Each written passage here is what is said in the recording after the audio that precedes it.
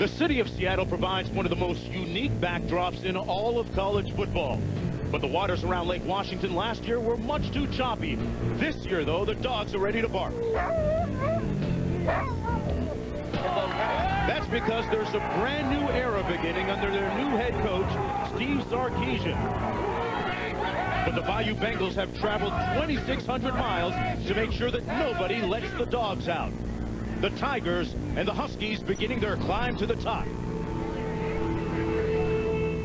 The team, and because of last year, that 8-5, they are a hungry team, and that is a great combination. You can tell in visiting with Les Miles, he is excited about this football team.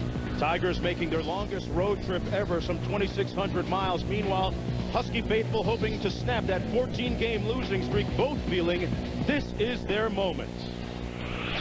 It's time to blow it up, time to lock and load, time to take the field, time to start the shirt. This is Dick's Sporting Goods Kickoff Week.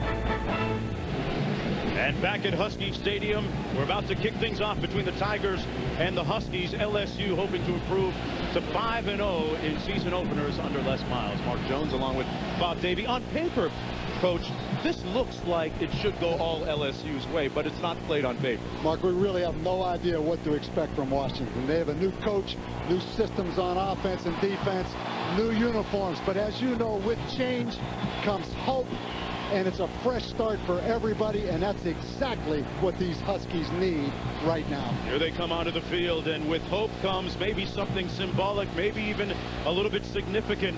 That rainbow across the way, and you see T-shirts being worn by fans adorned all across campus that say, "Bark for Sark." That's one of the credos that they're going by here. There you see them. Many of those purple shirts. Trying to reawaken the echoes of the past year.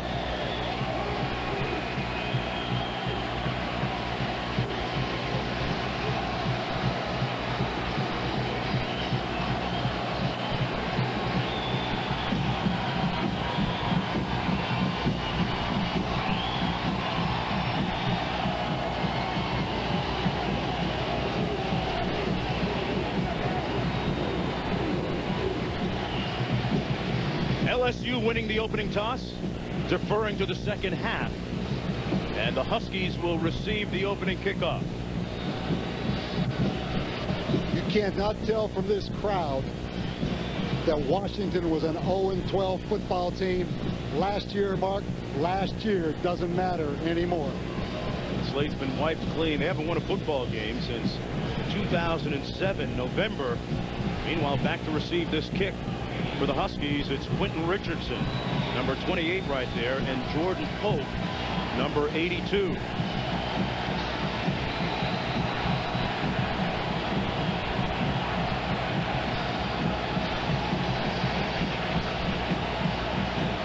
Huskies looking to put the demons of last year to bed permanently with a strong showing, and we're underway.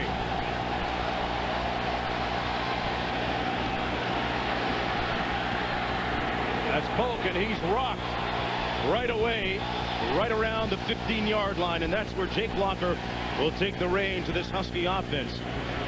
He completed some 54% of his passes last season before suffering that season-ending wrist injury to his non-throwing hand. In fact, still maintains that he has about 15 pins in that thumb and wrist area.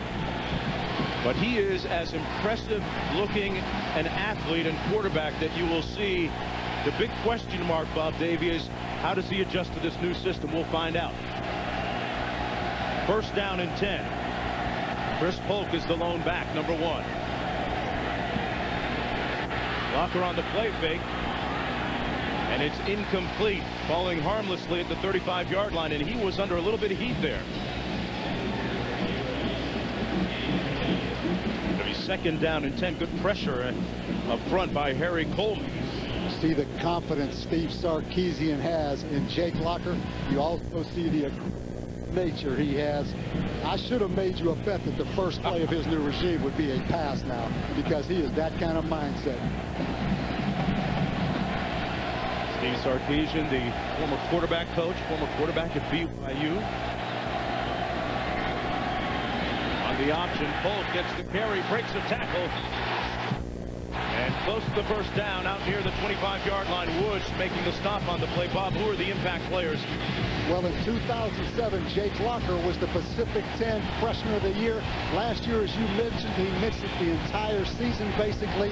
There's a different Washington team with him on the field. You just saw the second impact player, Chris Polk, started the first 2 games as a true freshman last year. He missed the rest of the season. And then Daniel Teo-Nesham, the defensive end, plays as hard as any player in the country. First down and 10. Look behind Locker. Quick 3-step drop, fires a little bit high, and it was incomplete, intended for Devin Aguiar. It'll be second down and 10 coming up. And Bob, just how difficult do you think it'll be for Locker to get into a new system, new terminology? After visiting with him yesterday, as you and I did, I really don't think it is going to be difficult at all. I think this is a special player right here, and I wouldn't be surprised in 2 years if this kid is a first-round draft choice in the NFL. I feel that strongly about his talent. Second down and 10.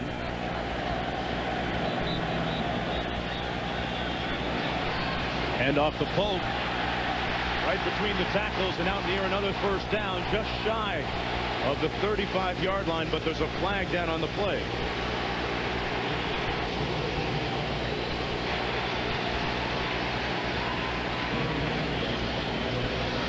You see why Chris Polk came in last year and started the first 2 games of the year as a true freshman.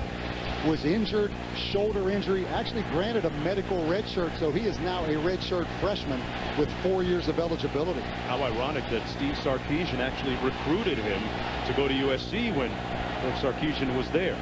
Third and short coming up, and the Huskies look like they have their second first down of the ballgame. Bob, how important is a good start for this Husky team under their new head coach? Always key to get a good start, but Mark, you hit the nail on the head. The enthusiasm this crowd has right now, if they can play well early, that keeps the enthusiasm going all night long. This is an impressive start right here, led by Chris Polk, the running back. Polk and Bogerson, Griffin, 3 tailbacks that we will probably see throughout the course of the evening. Here's the toss.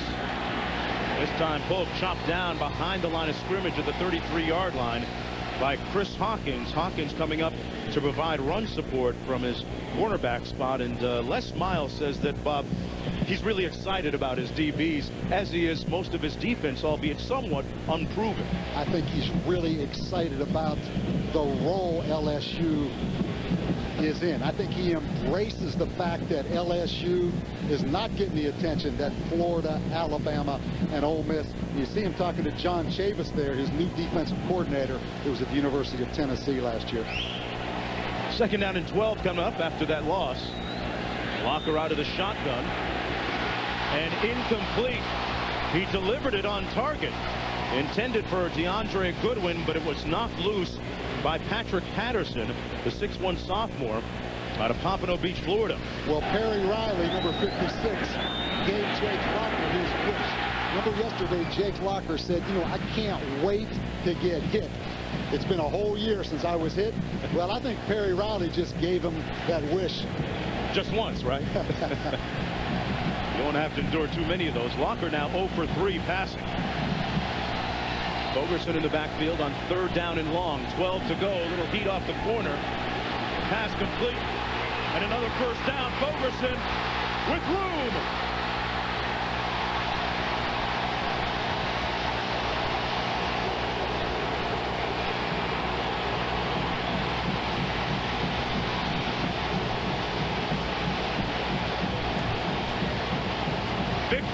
Yards. LSU with the all-out blitz. The defensive end, number 95, Livingston in coverage. What a way to start your career if you're Steve Sarkisian, but a great call. Caught him in an all-out blitz. Had to match up with the running back, Joey Ferguson, on the defensive lineman from LSU. Here they come in an empty formation on first down from the 15.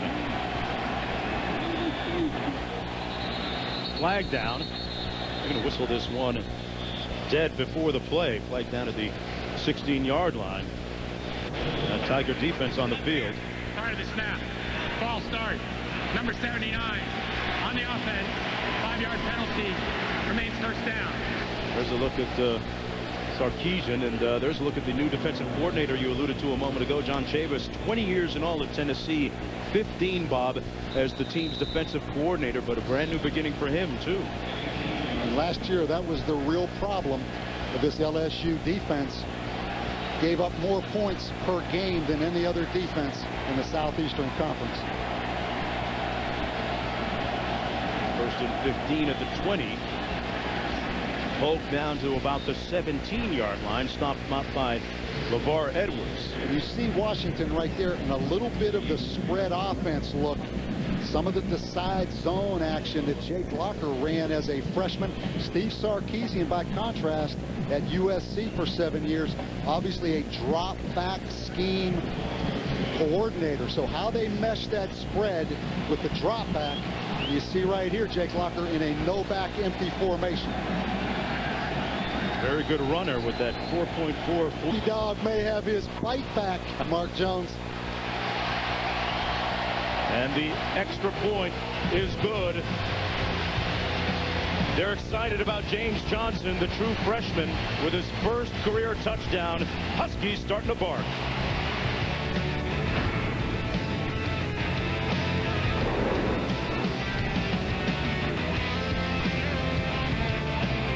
I'm Dr. Love. Tailgate is brought to you by the Margaritaville Tailgating Grill, the only grill that lets you take the party with you wherever you go. Saturday Night Tailgate is brought to you by Margaritaville. 5 years at LSU. And he walks into this. This old house is rocking right now, Mark.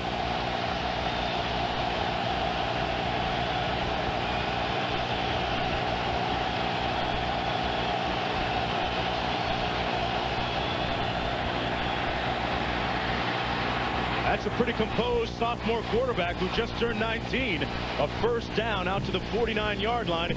He picked up his age, 19 yards on the play. And what a great call by Gary Croton, the offensive coordinator. You know you have a hyped-up, overreacting defense. Washington out there on the first play. They run a little quarterback keep action, take advantage of their over-aggressiveness. Great call. First down and 10 from the 49. Charles Scott with a gaping hole gets to the edge, and Charles Scott with another Tiger first down to the 31-yard line. Check out the starters at the top of your screen. We've seen two impact players already. You mentioned Jordan Jefferson's only 19 years old, youngest quarterback in the SEC, but he is the biggest reason LSU is so optimistic. Had a great bowl game. Brandon LaFell, maybe the first receiver drafted in the NFL draft in April. And this guy, Charles Scott, at 240 pounds, you just saw him, he will flat run you over. So far, the Tigers countering pretty well to that opening score on the opening drive by the Huskies. That was a 20-yard pickup on the last play by Scott. Here he is again, running between the tackles. This time brought down to the 28-yard line by E.J. Savannah. You see the defensive alignment by the Washington Huskies. Savannah, the weak side linebacker. Steve Sarkisian and his defensive coordinator, Nick Holt, excited about that linebacking core. They are excited. They're a little bit thin in some other areas, but they think this linebacker core is really good. Here's Scott again, down inside the 25 to the 24. And now we're back on campus, brought to you by the movie Sorority Row. That is an unbelievable record right there, because you factor in a bunch of those wins are bowl games. But keep in mind, this is the longest trip LSU has ever made as a football program, 2,500 miles to come out here to the Northwest. And they brought about 10,000 fans with them, too. On 3rd and 5, Jefferson complete for a first down. The poised sophomore drills one down to the 12 to Brandon LaFell. This is going to be a tough matchup, not only for Washington, but everybody in college football. We're going to look at Brandon LaFell right here, one-on-one with Nate Williams, the safety. That is a tough assignment right there. First down and 10. They go quick. Here's Scott trying to cut it back, but stopped at the 11-yard line. Number 8, Nate Williams making the stop. And this is the real question. There's a lot of questions with the Washington football team, Mark, but the question to me is on defense. I think they have enough young talent on offense. On defense, I don't see that same kind of talent. And Bob, going back to last year, statistically anyway, it's fair to say, it's not overstating to say, they may have had the worst defense in the country. Well, statistically. And not being sarcastic, as we take a look at Nick Holt right there, who came over from USC. On offense, they weren't much better statistically. You know, they were 117th in scoring offense. They were 116 in scoring defense. But keep in mind, that was without Jake Locker, and they had some young skill players injured on offense. On defense, to me, they just did not and still do not have the personnel. ESPN kicks a college football doubleheader Labor Day. First at 4 Eastern is a battle of Big East rivals as the Cincinnati Bearcats take on the Rutgers Scarlet Knights. Then at 8 Eastern, we feature a Sunshine State rivalry. Miami Hurricanes, the U, face Bobby Bowden's Seminoles of Florida State for ACC bragging rights. College football presented by Cars.com and College Football Primetime on ESPN Monday. It's number 59, Darian Jones, who was shaken up. Starting defensive end for the Washington Huskies, 6'2" and senior. He is a 5th-year senior that's made quite an investment in this program. You hate to see a young guy hurt like that early in this game. 2nd down and 7 coming up. This is the Tigers' opening drive of the ball game, their first possession.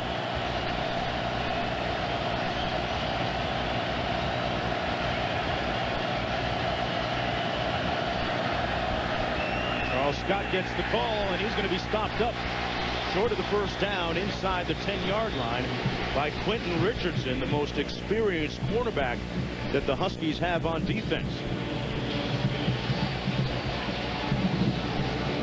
What do you think about both defenses so far, Bob? Well, there hadn't been much defense so far, but there's been really good offense play selection. We've seen a lot of different offensive looks from both offensive coordinators. On 3rd and 7 now.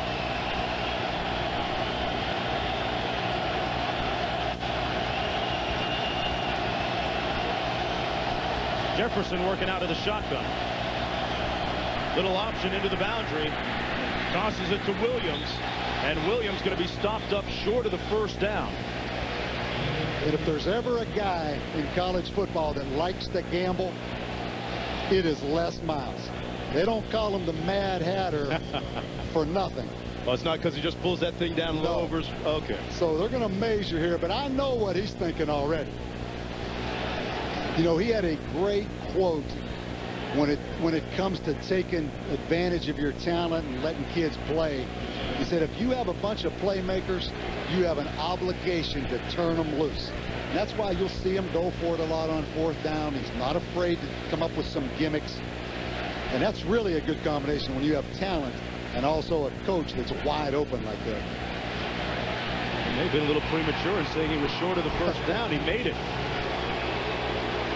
7:04 to go, and they keep the ball. There's the excitable Nick Holt, defensive coordinator who came with head coach Steve Sarkisian from USC.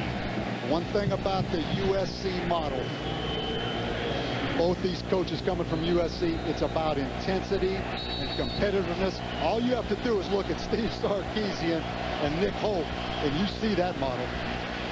Hey, they're a little hyper, and it's not because of all the caffeine in the city of Seattle in the coffee shops, okay? We'll be back after this. Going to the game this weekend, Jim? Another free. BlackBerry runs better on America's largest 3G network, Verizon Wireless.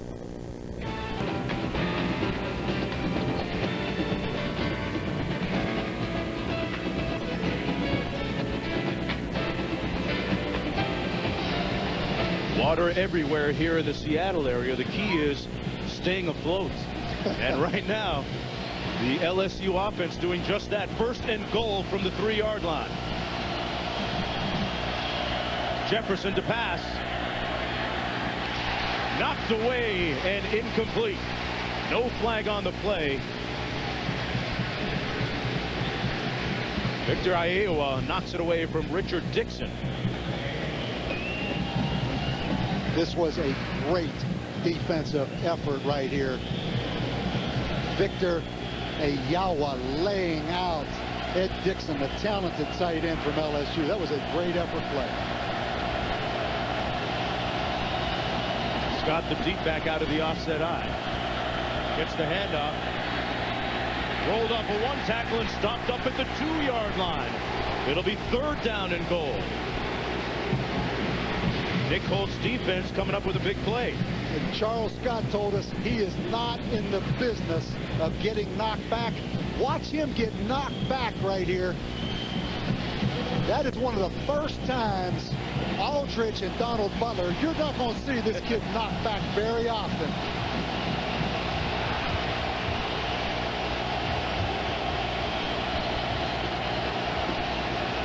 I tell you, this crowd right now is electric. And this defense really stout.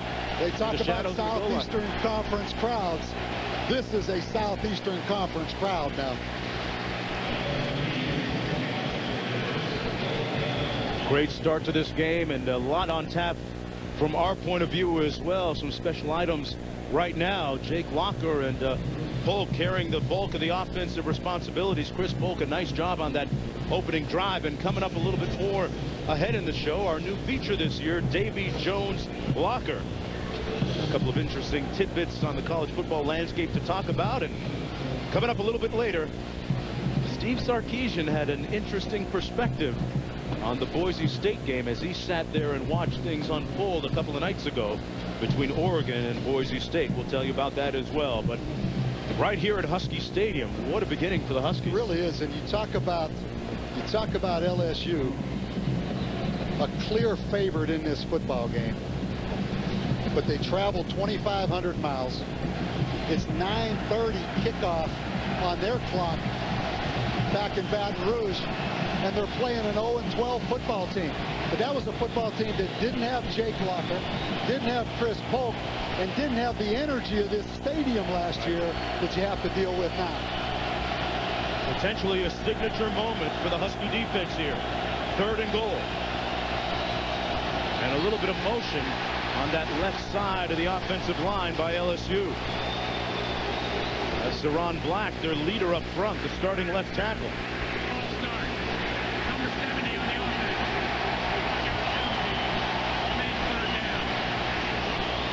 How does that change what you do now offensively, if at all? Totally. Because I would presume Les Miles had 2 downs. He would have gone for it on 4th down to run the football in. Now you put the ball in the hands of the quarterback, Jordan Jefferson, to make a play. 3rd and goal back at about the 7-yard line. Jefferson working out of the shotgun. It's incomplete. And no flags on the play. He was working against Bonzel McDowell. That was Terrence Tolliver, the junior. And Josh Jasper will come in to attempt the field goal. You ask me how big is that false start penalty? That false start penalty was huge right there.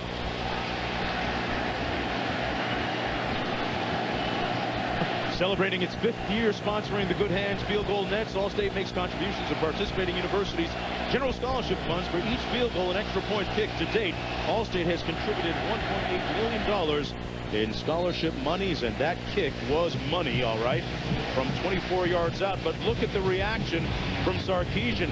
He say it may be 3, but it's a win for us.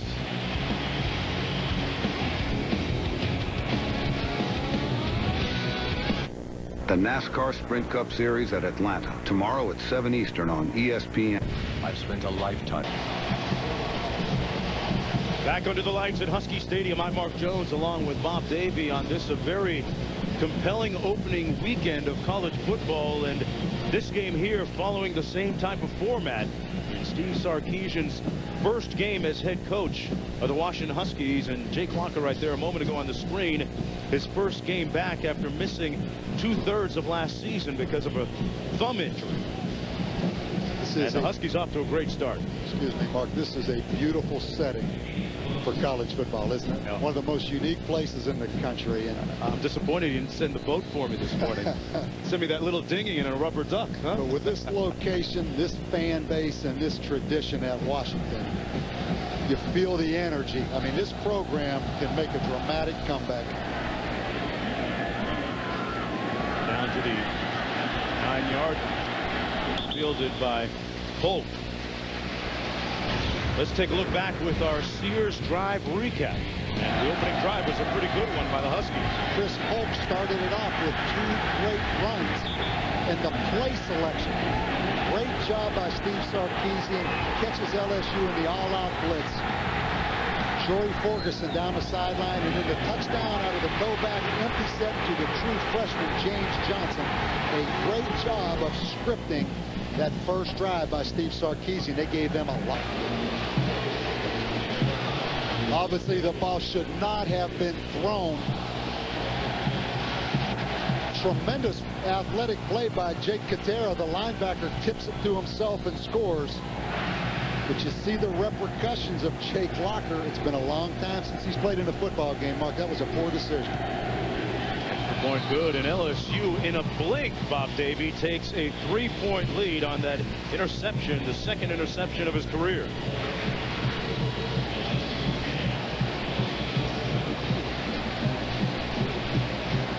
A good start for John Chavis, the new defensive coordinator at LSU. That was a big series for them after Washington had taken the first drive and drove the length of the field for a touchdown. Taking a look at things from the other side. Chavis is now after 15 years at Tennessee, and Jake Locker, remember, there might be a little bit of rust still falling off of his game, Bob. It's one thing to practice for several months, but when you're facing live fire the way you are tonight against an opponent the quality of LSU, it can't be different. You're exactly right. One thing you know, this is a positive coaching staff. That's one of the things Steve Sarkisian has really, really emphasized. One play at a time. Steve Sarkisian noticed that when he first took over, the self-esteem of this team on the whole wasn't the greatest. Their posture, the clothes that they wore, none of it indicated that they were proud Washington Huskies. So he's begun already in earnest to change that culture. And every little thing is designed to get them the feeling of success. Here's Jordan Polk. Now let's check in with Reese Davis back in the studio. Reese? All right, Mark, Taco Bell studio update. Alabama, Virginia Tech has been a slugfest on ABC all night. Virginia Tech up by 1. Greg McElroy going up top to Marquise Mays. Gets it inside the Hokie 10. Next play, Mark Ingram scores. Alabama up 24-17, and they just recovered a fumble on the ensuing kickoff. All right, Reese, and Alabama taking the lead. That's going to be LSU's opponents this year.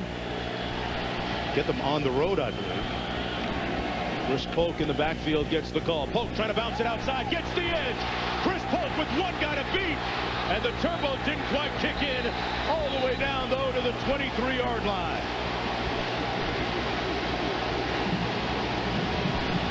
Danny McCray finally hauling him down. Boy, you can see why this guy was highly recruited. The speed he shows, Mark, to break it to the outside right there. You know, had a slight concussion in training camp. We mentioned he missed all of last season because of a shoulder injury. But the coaches told us yesterday they think this can be a big-time tailback. Yes, he won the job over the other candidates because of his consistency and his talent, among other things. After that 33-yard run, it's 1st and 10. Bogerson this time on the carry picks up a little over a yard.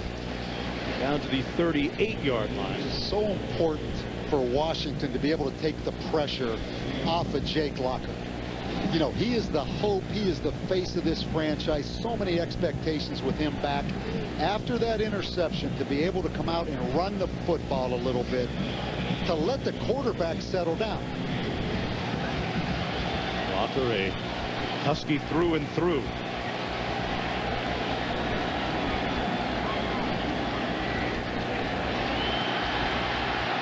Aguilar.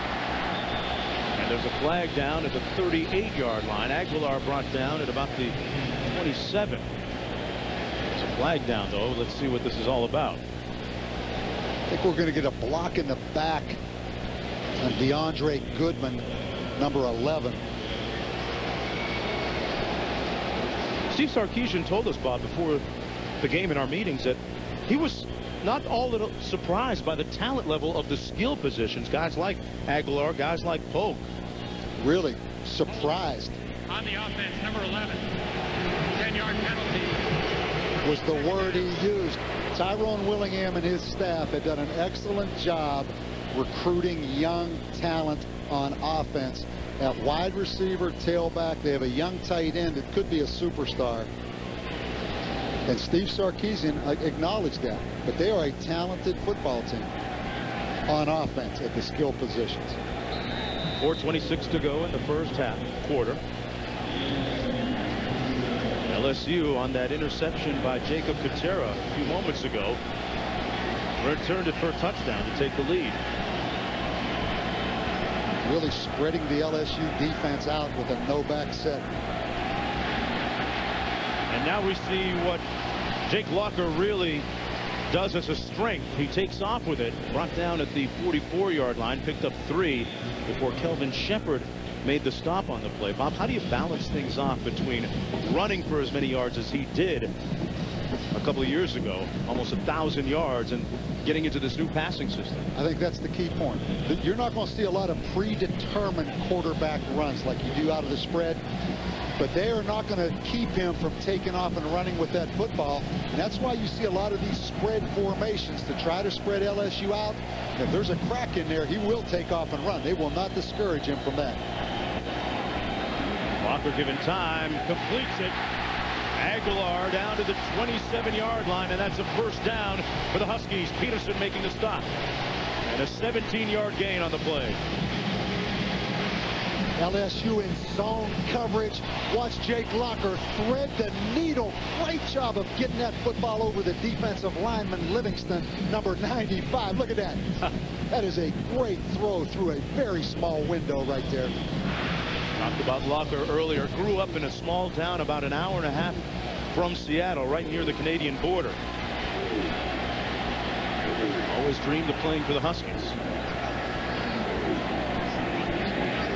Little bootleg action, the pass complete, and a nice open field tackle on Curse by Patrick Patterson. A pickup of 3 on the play. He's second down at about 7. We're here at Husky Stadium. It's the SEC against the Pac-10, LSU against Washington. I'm Mark Jones along with Bob Davie as Les Miles' team tries to go 5-0 in regular season openers. And they are faced with a pretty daunting task here. Steve Sarkisian, the first-year head coach of the Washington Huskies, making his coaching debut at home against a tough opponent. Excellent job of play calling to this point in the game, Mark. There's Locker. Wide open, but tackled immediately at the 17-yard line by Patterson. Once again, that's James Johnson. And that is 2 big-time plays in a row by Patrick Peterson, the corner. Big physical corner, was a parade All-American out of Pompano, Ely, Florida. Les Miles told us before the game, this kid will be a first-round draft choice. Maybe not the only one down the road, huh? What did he say? He thinks 3 of the 4 in the secondary. But how about the play calling and the diversity by Steve Sarkisian and the bounce back ability of Jake Locker after that interception? Looking pretty poised. First down and 10.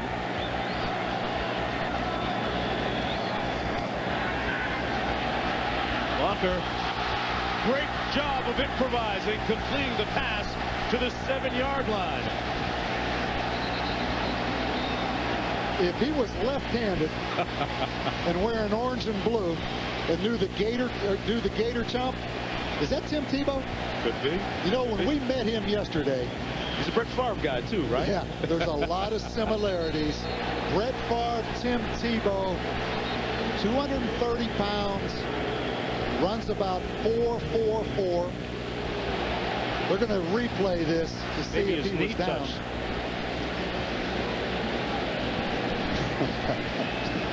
Talked about the improvisational skills of Jake Locker. You saw them a few moments ago. A history major, a history buff, rooms with a couple of his offensive linemen. And able to make something out of nothing on this play. Or he might have been down. That right knee may have hit first, Bob. Oh, I think you're right. Raheem Allen. He's down. I would say he's down. We'll slow it down right here. He is down before that football comes out. That ball will be spotted right there.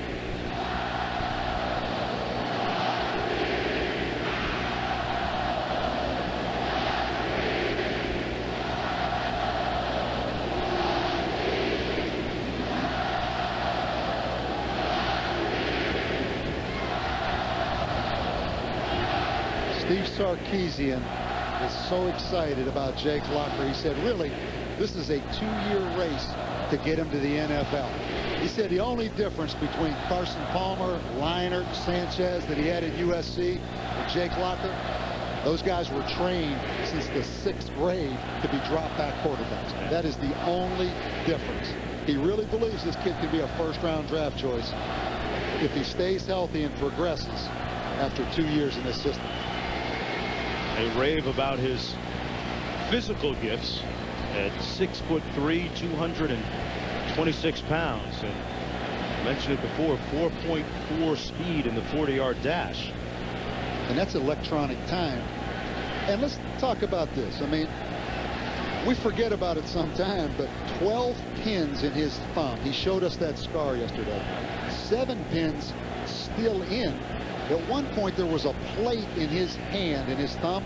It was actually protruding from his skin. Protruding through the skin. So they had to go back in and take it out. But he would just push it back in the meantime.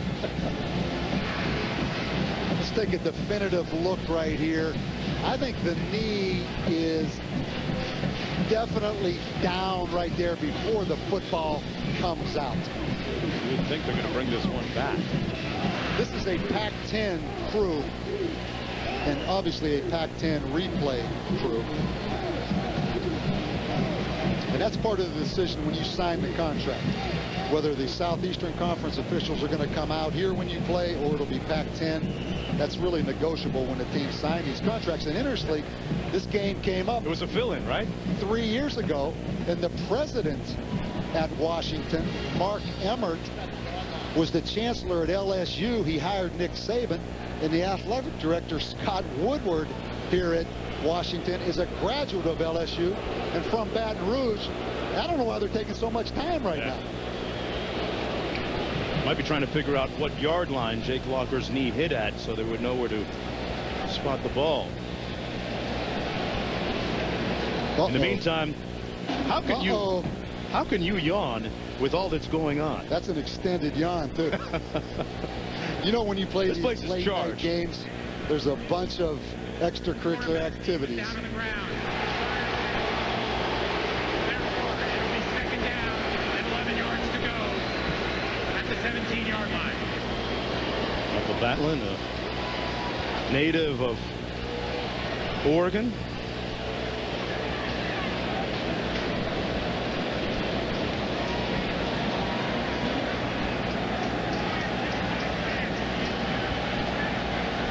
Move this ball back to about the 17, it looks like. Well, what about Coach Sarkisian telling us about how he has started to really resurrect the successful history and the lineage that they've had here? When you talk about the great players that have been here, Warren Moon, Spider Gaines, Heatman, all the way back to the national championship in the early 90s that they had. The guys have to be taught that.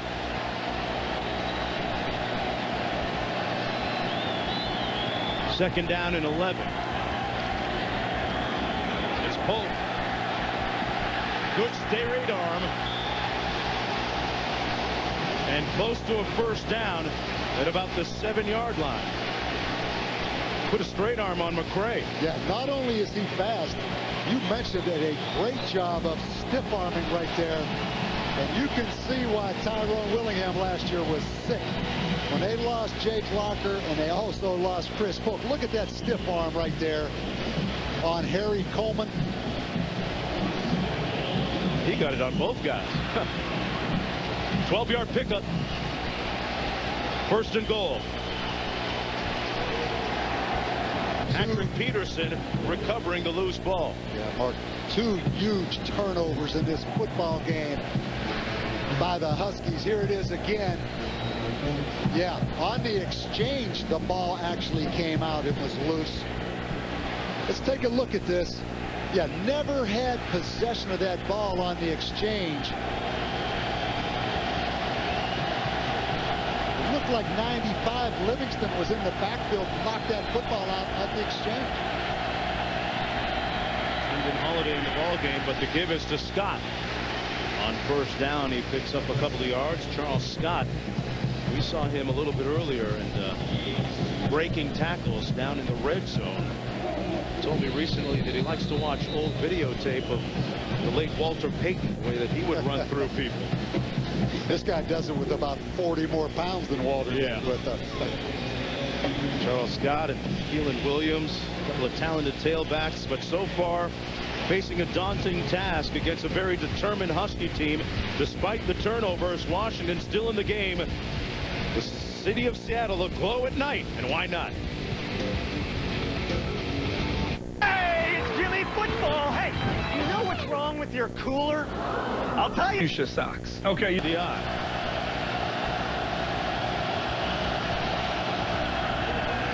Jefferson passing out of his end zone. Barely got it off and almost intercepted. Pressure applied by that Husky defense, number 66, Daniel Tionesum. Steve Sarkisian told us yesterday that Daniel Tionesum plays as hard as any player he's ever seen, including those guys that he played with, coached at SC. Arguably the best player defensively for the Huskies. Jefferson incomplete, and the Tigers will have to punt in the shadows of their own goalposts. Intended for Keelan Williams. And it's a 3-and-out for LSU. And Washington just dominating this football game right now from the standpoint of total yards. 169 total yards for Washington and 69 for LSU. But the 2 big turnovers by the Huskies. Bogerson back to get this punt. Elton digs off one that'll bounce, fielded on the run. Bogerson with a nice return. Inside the 20. Let's go back to Reese Davis in the studio. All right, Mark, just when it looked like Alabama had stretched it out against Virginia Tech, here come the Hokies. Ryan Williams taking over as the starter for the injured Darren Evans, and he goes into the end zone. They looked at it, ball crossed the plane in the air, 27-24. Alabama has the lead. Great way to wind it down there. Plenty of football to go. Virginia Tech and Alabama right here. There was a flag down. Still haven't said exactly what the infraction was.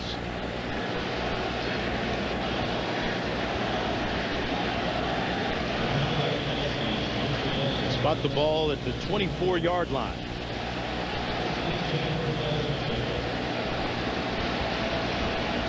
When we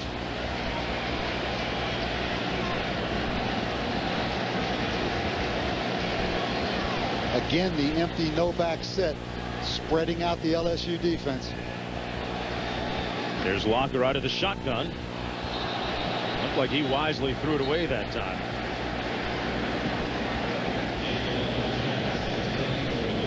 Pass intended for Willie Green. It'll be 2nd down and 10 coming up. But that's a lot on Steve Sarkisian's plate. First-year head coach, and he's calling plays too as the head coach. That's what he does best. That's why he is the head coach at Washington, because he did a tremendous job at USC calling the offense. And really following the Pete Carroll model again at USC. I mean, Pete Carroll really early on was truly the defensive coordinator at USC. And he let Norm Chow run the offense. So he's done the exact opposite. He's the offensive coordinator. Nick Holt runs the defense. Walker showing his mobility. A lot of contact down there. No flag on the play at the 10-yard line. Chad Jones jostling with James Johnson, the true freshman. And it's 3rd down and 10 coming up. Chad Jones, one of the leaders in that secondary. And yeah, the Husky fans are looking for a call. And I think they have a right, but I'm not sure the ball was not uncatchable. But let's take a look at it. Yeah, that's pass interference. He knocked him down before he... I mean, that football could be deemed catchable right there. That should have been pass interference on Chad Jones. Ferguson down to the 15-yard line. Make that Willie Griffin on the carry. Brought down by Chad Jones. So 4th down coming up. What looked like a promising beginning to a drive after they got it deep in Tiger territory. Now the field goal unit coming in, led by Eric Volk. He's had some injuries in camp and has been a little bit inconsistent. I'm talking about Eric Volk, the field goal kicker here. This one from 34 yards out, and he knocks it through to tie the game at 10 apiece. Just underway here in the 2nd quarter.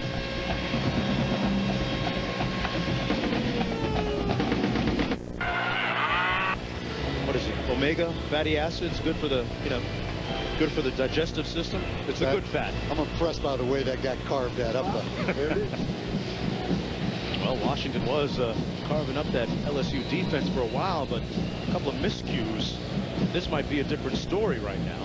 Instead, it's tied at 10-10. A short kickoff. Fumbled at the 26. Here's Trindon Holiday, who's very dangerous with that world-class speed. Won the NCAA Outdoor 100-meter championship earlier this year. And here's what's happening now. The 2 miscues by Washington, and they very well could have a touchdown lead or bigger. Coming up ahead, a look at Davy Jones' locker. A couple of interesting nuggets from around college football involving this game. And coming up later, a classic 20-hour rule. Talking about the implications of that. Trindon Holiday in the backfield now. He's been converted from wide receiver to a running back this season. We'll see how this experiment works. Jefferson running the option with Holiday, keeps it himself. I'm not sure that you want your quarterback taking those kind of hits, but let's check in with SportsCenter right now.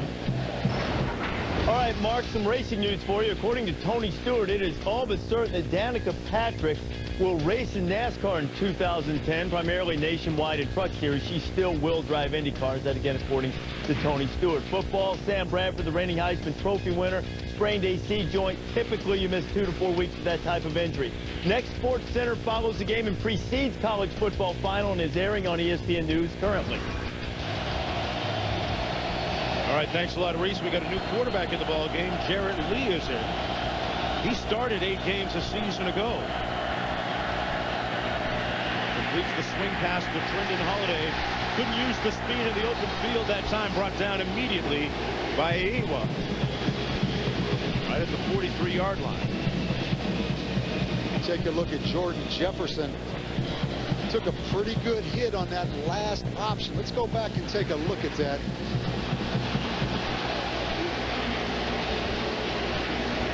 Pretty good lick right there by the corner. Jordan Jefferson, as I mentioned, just turned 19 10 days ago. And yeah, you question the wisdom of your quarterback putting his hat down and taking on a bunch of players on a consistent basis. Meanwhile, a personal foul called a moment ago against the Huskies, so they will move the ball all the way down to the 38-yard line of Washington. 1st down and 10.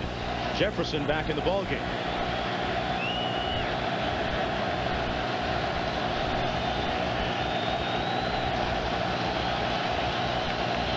Scott in the backfield beside Jefferson. Scott on the handoff, met and broke a tackle. Diving forward across the 35. Well, the NASCAR Sprint Cup Series heads back to the south actually, for Labor Day weekend. Only 2 races remain for Kyle Busch, Casey Kane, and Mark Martin to get off the bubble and into the chase. The NASCAR Sprint Cup Series at Atlanta. Coverage begins 7 Eastern Sunday on ESPN with NASCAR Countdown. Telecast presented by Pennzoil.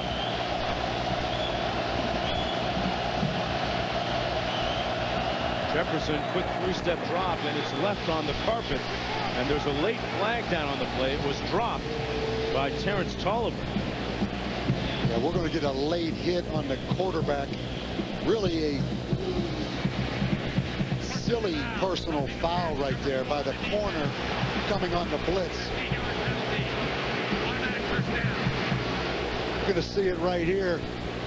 Clearly a late hit by Vonzell McDowell, and he actually kind of launched himself, which is close to being considered a flagrant foul, which the NCAA is really trying to clamp down on with possible ejections. Yeah, that's a point of emphasis, along with the helmet-to-helmet contact. So the ball now inside the 25 at the 24.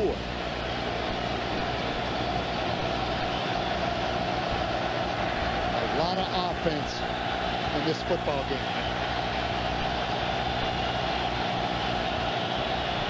Jefferson hands it off to Scott. Might have checked into that, and Scott The football came out. 2 yards. It's loose. Huskies say they have it. That's out. That looks like Washington's football, Mark.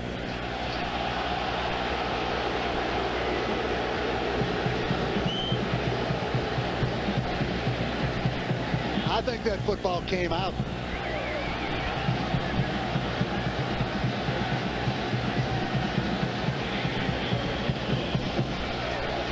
To stay LSU Tiger football. Let's take a look at that again. I thought that football came out before Charles Scott hit the ground.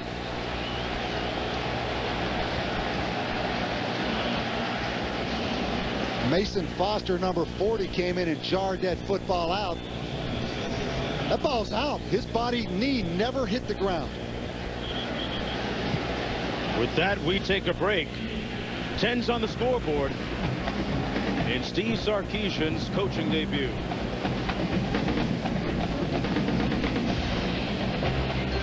Most uncertain times, there are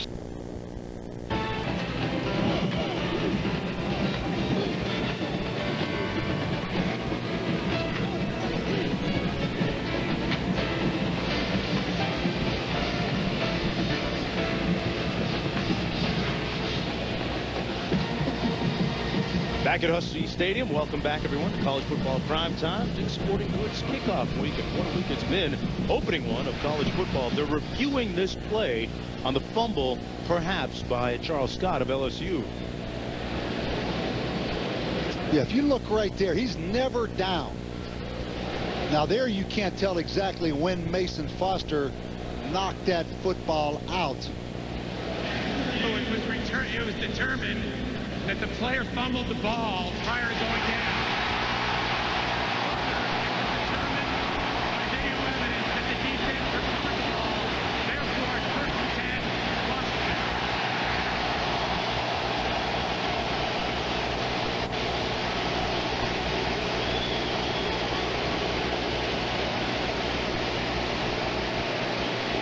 It's going to be Husky football, 1st down and 10. LSU with its first turnover of the ball game. And Charles Scott, coming into this game, Mark, had 308 carries with only 1 fumble in his career at LSU. So we've seen him knock back once tonight, and we've seen him fumble, and that does not happen very often to Charles Scott. Times are changing tonight. Chris Polk in the backfield. 1st down and 10 for Washington. Drilled right away. Off the corner, Harry Coleman rocked him. 6-foot senior with a big hit. Listen up. John Chavis loves Harry Coleman. He was a defensive back last year. Now he's a hybrid linebacker, kind of like the guys John Chavis played with at University of Tennessee. Those smaller, undersized linebackers. Started 13 games at strong safety last year, moved to linebacker. After the loss, it's second down and 14. Locker hands it off to Volk again. Finds a nice seam across the right side. Picks up about 5 on the play. And let's go back to Reese in the studio. Mark, check in again on Alabama and Virginia Tech. After the Hokies had cut the lead to 3, Alabama drove right back down the field. Greg McElroy to Mark Ingram, who's rushed for 150 yards on the night, catches the touchdown pass, and the Crimson Tide with a 34-24 lead, and they just took over on downs as Virginia Tech was desperately trying to rally. Cal is hammering Maryland 31-6 at the half. All right, Reese. ACC team's taking a hit right now. That pass complete to the true freshman James Johnson, 6 feet, 193 pounds. Had a great camp and really impressed the coaching staff, and close to that first down. Looks like he may have gotten it. Great pass protection by Washington picking up that blitz. Great arm strength by Jake Locker, and you mentioned it, the highly recruited freshman out of San Diego has really been impressive so far in this football game. I think Steve Sarkisian kept the names of the coaches in Southern California in the Rolodex before he came up. Well, put it this way, they signed 18 players last year. Only 2 were from the state of Washington. Southern California will be a key recruiting area for the Huskies. Got a little bit of reach. Walker reaching the poke on the handoff, and it's going to be brought down right around the line of scrimmage for no gain. Al Woods and Charles Alexander making the stop on the play. And Bob, so far, we saw the LSU defensive linemen on the field before the game. They win a lot of beauty contests for the way they look in their uniforms. What do you think about the way they've performed so far, the guys up front?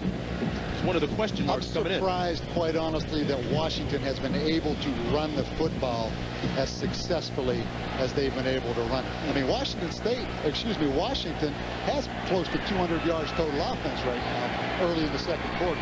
Second and 10, Locker. To try and take off, Jake Locker runs out of bounds at about the 33. Drake Nevis runs him out of bounds, but Locker using his wheels to pick up about 5 on the play. And really the sad thing of the injury, not to go back to last year for Jake Locker, he hurt his thumb blocking on a reverse against Stanford. Take a look at John Chavis, the defensive coordinator. Last year LSU had co-coordinators. Didn't work out. I love the decision to go back to one voice, one leader. A lot of pressure on John Chavis at LSU. 4 out of 5 on third downs. Trying to convert here. The pass complete. And that looks good enough for the first down. James Johnson. Well, we told you that the Tiger defense, pretty imposing looking athletes. Bob, they step off the bus and they'll win some contests coming out, walking through the airports and on the field. That's why LSU has always been such an attractive place for coaches. You know, even when you coach on the opposing sidelines, as I did many times at Texas A&M and Notre Dame against LSU, you can't help but look out there at those athletes LSU has, and in Tiger Stadium. And that's a big reason why John Chavis considered himself very fortunate to end up at LSU. A real good view from the other side. Johnson, after that catch, is forward. That pass complete out to the 43-yard line to the backup tight end, Cavario Middleton. This is another young, talented player, Cavario Middleton. #1 high school player in the state of Washington 2 years ago. Parade All-American, great ball skills, great talent. Another indication that that cupboard wasn't bare in this Husky program. Jake Locker playing this game after missing 2/3 of last season because of that thumb injury. Again, 8 of 14. I'm sorry, Mark, I don't mean to interrupt you. Again, the empty formation. You see the linebacker Katera out there lined up on the wide receiver.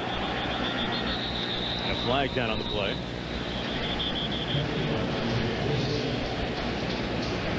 Start of the snap.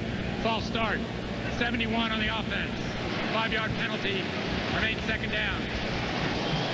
Cody Havin moving a little bit early. You see the plan. Spread LSU out. If the linebackers spread out and they play zone coverage, you have linebackers matched up on wide receivers. Plus, Jake Locker can take off and run. I wouldn't be surprised if LSU starts playing a little more man-to-man and blitzes this no-back stuff of Washington when they spread out. Don't spread out with them. Locker on the pitch. Hope. And it's tough to outrun those guys defensively at LSU. Coleman making the stop. Picked up of about 2 on the play. Again, you have to be impressed with how multiple Washington is offensively and really the way they've executed. I mean, Locker with the interception, they had to fumble by Polk, but I mean, they have executed at an extremely high level, much better than either offense we saw Thursday night with Boise State and Oregon, who had been in the system for years. Jake Locker proven to be a quick learner right now. Polk in the backfield on 3rd and long, 9 to go. Got to get to the 49 for a first down. Locker pulls the trigger complete. And a first down at the 46-yard line to Cavario Middleton, his second catch. A 14-yard gain on the play. Here at Husky Stadium, Steve Sarkisian bringing ample hope to a program that has lost 14 consecutive games, looking for their first win since November 2007. But it's not going to be easy against LSU, one of the top teams in the country out of the SEC. I'm Mark Jones along with Bob Davie, and it's first down and 10 for Washington.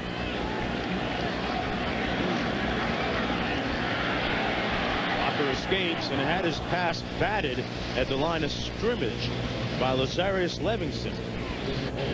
LSU playing a lot of zone coverage right now. Let's go back and look at this last play. First, look how deep these safeties are. But watch the tight end come down the field, run a little hook route right here against zone. Right there, the deep drop by the linebacker. I look for LSU to start snugging up, playing tighter coverage on Washington. I mean, Jake Locker will pick you apart in zone coverage now. Some pretty good numbers so far.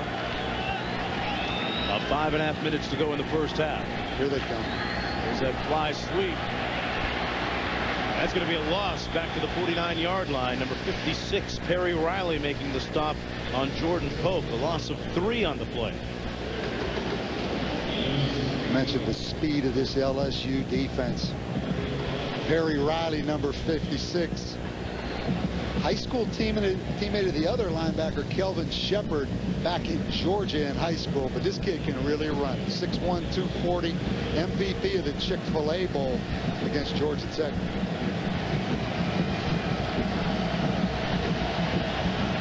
Five minutes to go, first half. 3rd and long. They were able to convert the last time on 3rd and 9.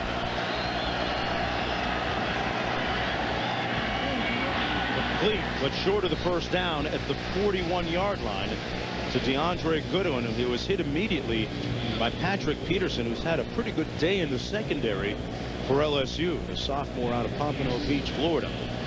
And it's 4th down coming up. You don't find those 6'1", 210-pound corners that can break on the football like Patrick Peterson very often. That was a big stop right there by the LSU defense. They didn't really stop them, but they slowed them down. Chad Jones is standing at his own 10-yard line to get this punt from Will Mahan. He's a true freshman punter, first punt. Flag down on the play as he moves it out of the back of the end zone. Kick that one to British Columbia. That freshman wasn't going to take any chances. Pooch punt, I promise you.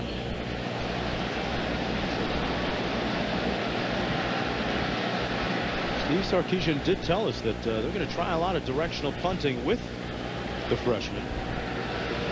Not sure that one was part of the plan. Meanwhile, there's a flag back at the 40-yard line. I think Les Miles will decline that penalty, go and take that football at the 20-yard line. Illegal illegal formation by the offense. 5 players were in the backfield. The defense is elected to have that penalty, which is 5 yards, tacked onto the 20-yard line, 1st and 10. Still tied at 10 under the lights at Husky Stadium. We'll be back after this. The NASCAR Sprint Cup Series at Atlanta, tomorrow at 7 Eastern on ESPN. For ACC bragging rights. College football presented by Cars.com. And college football primetime on ESPN Monday. Interesting how the times have changed in the state of Florida. You think? Miami, Florida State on a Monday night. Wasn't too long ago the whole country would be buzzing about that. But they're buzzing about those Florida Gators right now in that part of the country. 1st down and 10.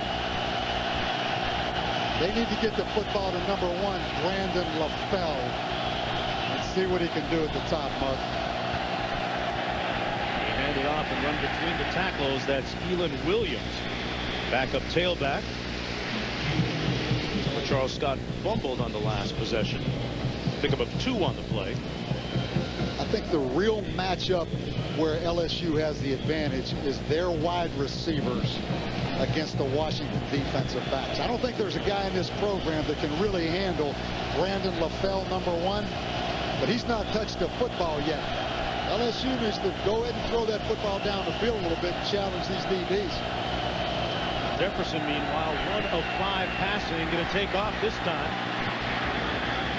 Didn't take a big hit like he did last time he ran, and pushed out of bounds by Desmond Trufant, picking up 7 on the play. We've already seen a couple of strange happenings by Charles Scott, right, Bob? Yeah, 2 things. One, we've done a lot of LSU games. I've never seen him knock back. Now, he didn't get crushed right there. The other thing, he does not fumble the football. We mentioned 308 carries, only 1 fumble coming into this football game. But you know what? LSU's never traveled 2,500 miles to Seattle either. A lot of strange things can happen out here. Jefferson hands it off. That's going to be more than enough for the 1st down. Charles Scott not pushed back that time. Picked up 4 for the 1st down. And Bob, you talked about it. One of the unique skills he has, that the coaching staff talks about, is his power and his yards after contact. Yeah, just watch him. I mean, that's a 240-pound man. And surprises you with the long runs he's in. 1st and 10 for the Tigers.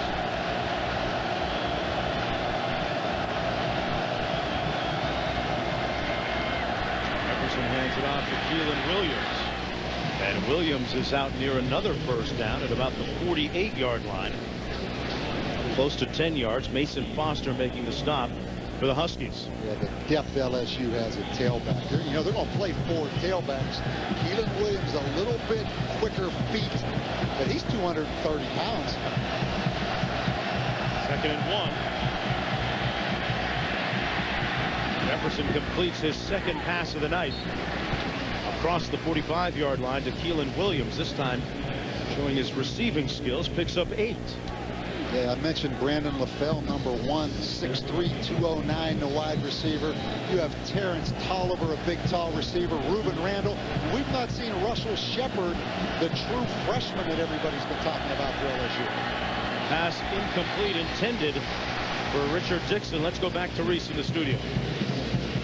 All right, Mark, coming up at halftime, Sam Bradford suffers an injury, Oklahoma Falls. We'll talk about what that means for the Sooners going forward and what it means for BYU as they try to do that BCS bust. And that was really a blown coverage right there. We took a look right there at Nick Holt.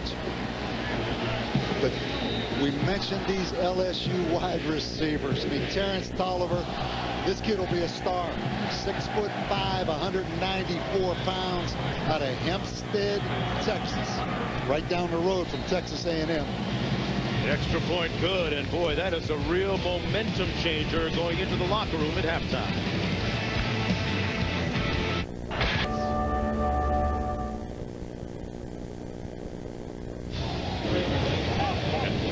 LSU taking a 7-point lead on that last touchdown reception by Terrence Tolliver, his 5th of his career.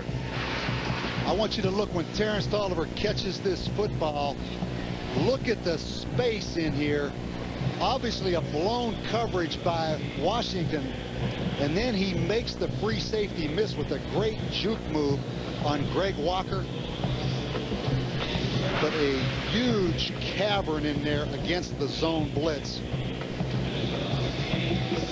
You know, and speaking with wide receivers coach T.J. McCarthy of the Tigers before the game, boy, he really excited about the talent that he has. Boy, coaching defense isn't easy, Bob. I can understand why you're beside me right now. A 7-play, 80-yard drive. And here's the kick down to the 2-yard line. A flag down on the play, and this one might just come back. Quentin Richardson on the kickoff return.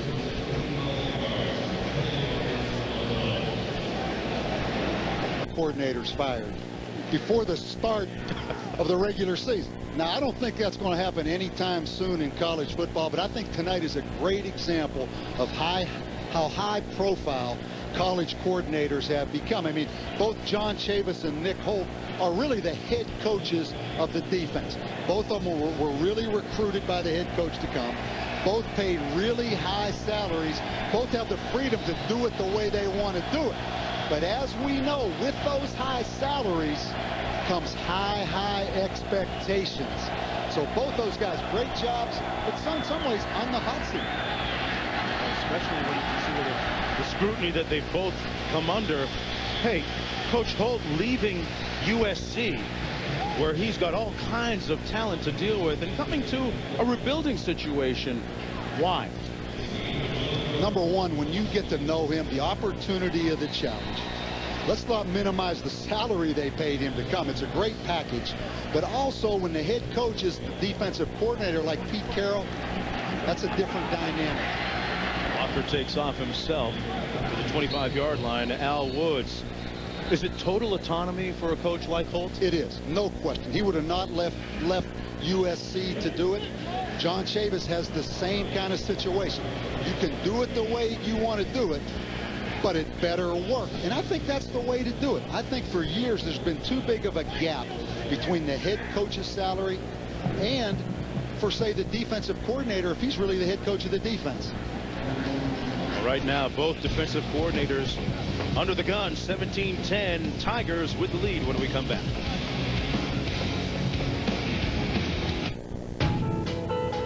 From jet travel to software to medicine, this place has given the world some big ideas. A lot of that has to do with this place. Over the past 150 years, the University of Washington has fostered one of the most creative cultures in history. And today, it's where a new generation of leaders, thinkers, and doers are changing the world again. If you have talent, curiosity, and desire, discover what's next. It's the Washington way. Look at the ever demonstrative defensive coordinator of Washington, Nick Holt. You know, the best thing about being in Seattle, they don't face the same kind of commute they did in Los Angeles. Good job. Between the tackles. But you know the tough thing? What's that? I'll do a little commuting if I have Ray Maualuga when I get to the office waiting on me as a linebacker. Things moving pretty smoothly on I-5 tonight. Not sure if that's northbound or southbound, but as we mentioned, this is really one of the great venues for college football in the country. You have to be impressed with the LSU fans. They have taken over downtown Seattle now. Same colors as Washington, but a totally different accent, huh? I mean, when they say go Tigers now.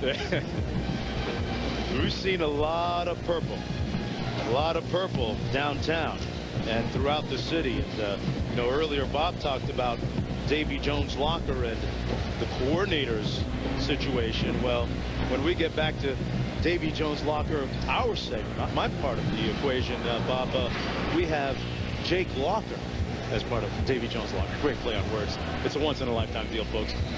It's not often that you have a situation where a quarterback like this comes back, and he came back a much trimmed down, almost did the slim fast thing, lost about 15 pounds, talked to us about it yesterday, said that he didn't want to look like a linebacker anymore, and he maintains a lot more flexibility, not doing a lot of bench press. And you've seen situations like this before where it's really affected quarterbacks as Ferguson runs up to the 34. You've seen it before with a certain Brady Quinn, right? Yeah, I think the same thing with Brady Quinn. You know, some of those guys, particularly that have those great bodies like Brady Quinn and Jake Locker, start to take it a little too serious. And they don't allow him to bench press anymore. So the bench press thing's all done for Jake Locker. Locker out of the shotgun. Going up top on this one, and the catch made. Aguilar down to the 21-yard line. Got in behind Jai Eugene. Well, he certainly looked a lot more nimble, Bob, on that pass. You're right. If he bench pressed 450, he may not have been able to make that throw, right? But again, the young talent at the skill positions. How about the catch by Devin Aguilar over top Jai Eugene? This kid started 3 games as a true freshman last year. Colorado High School Player of the Year in 07, signed with Washington. Young talent, and this guy has the system and the quarterback to take advantage of it. Going to call a timeout here, and Steve Sarkisian has yearned for anything positive for a team that has lost 14 consecutive games, trying to end the hurt and the pain. We'll be right back. I got my PhD from LSU.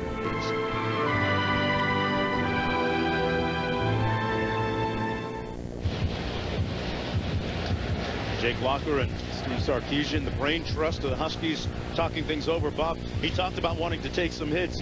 I'm not sure how many he wants to take to get that feel again.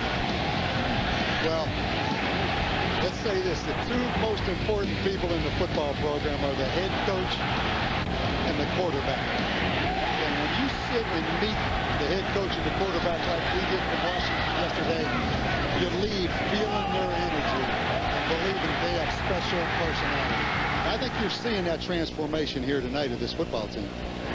Locker back to pass, given time, and fires it incomplete into a little bit of traffic with 10 seconds to go now in the first half. And that was a good decision right there by Jake Locker to throw that football basically away. What do you do here? You got 10 seconds to go and all of your timeouts remaining. Check that, none of your timeouts remaining. Not bad.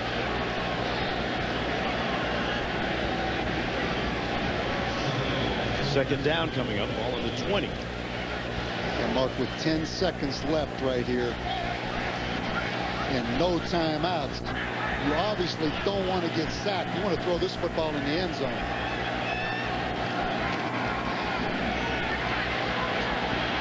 Locker across the field and wisely throws that one away.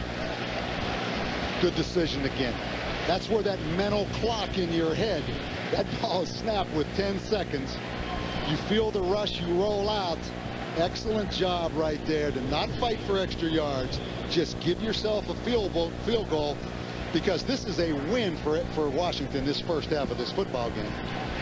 Eric Bolkin now to attempt this field goal from 38 yards out.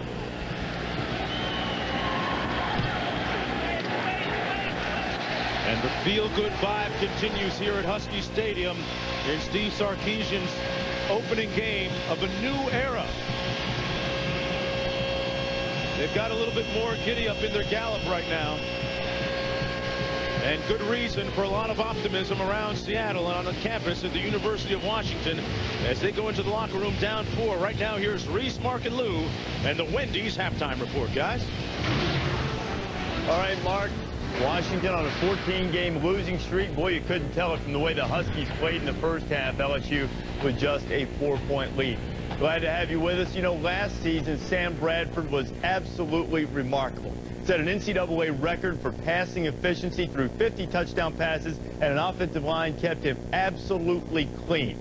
Tonight, the Sooners coming back. Bradford returns, but 4 of those offensive linemen in front of him gone, and a very hungry BYU defense on the other side. Bradford in the early going. Brian Broyles Touchdown Sooners, but Max Hall would answer and find Andrew George made it. And a terrific job on play action pass rolling to his right. Good separation from line and quarterback. Throws the ball, touchdown, Andrew George. 7-7 game. Sooners trying to get something just before the half, and Bradford's pass is incomplete, but he got drilled. Take another look. Colby Clausen coming in as he throws. Would suffer what they're calling a sprained AC joint. Go to the locker room. Sooners kicked a field goal, took a 10-7 lead at the half. It's Sam, the Heisman winner, not able to play in the second half. Just over 3 minutes to go. Max Hall into the end zone. McKay Jacobson in the back.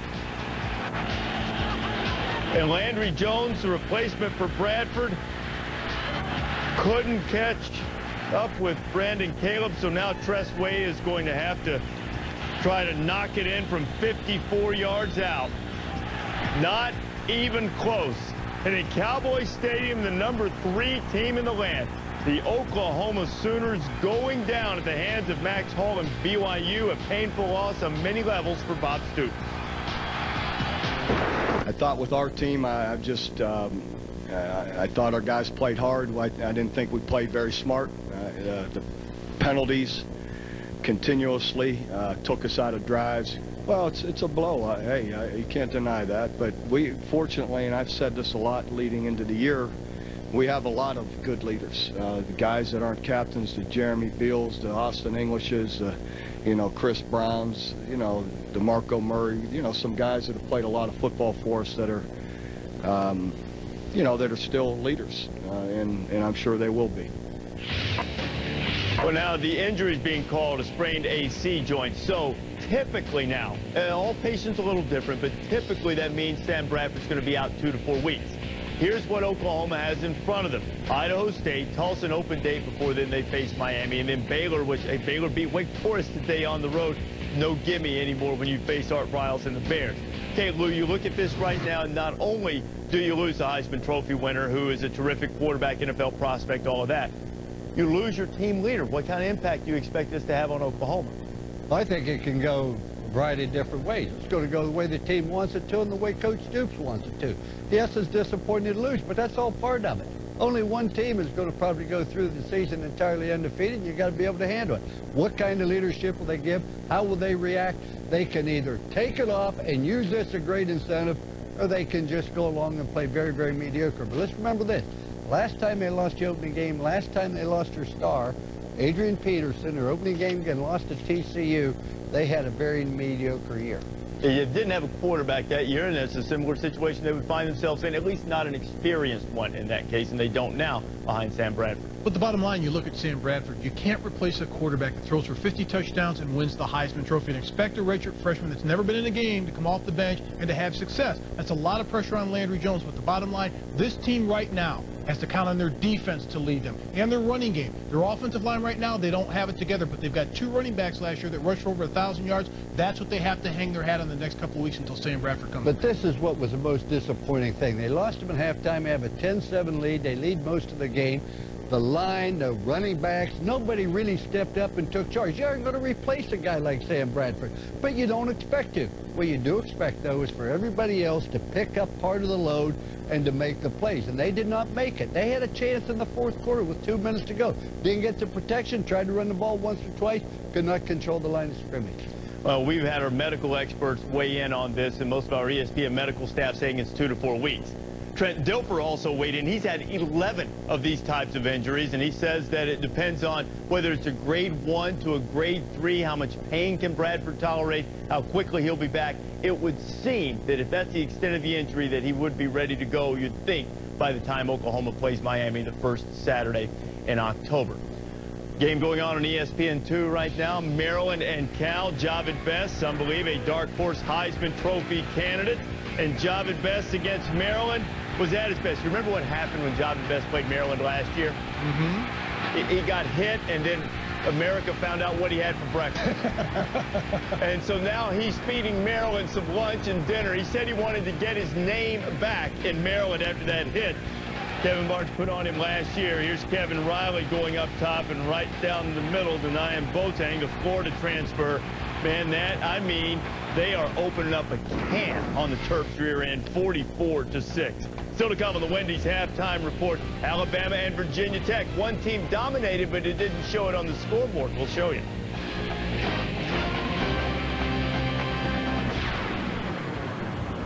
The 40th season of Monday Night Football, coming September.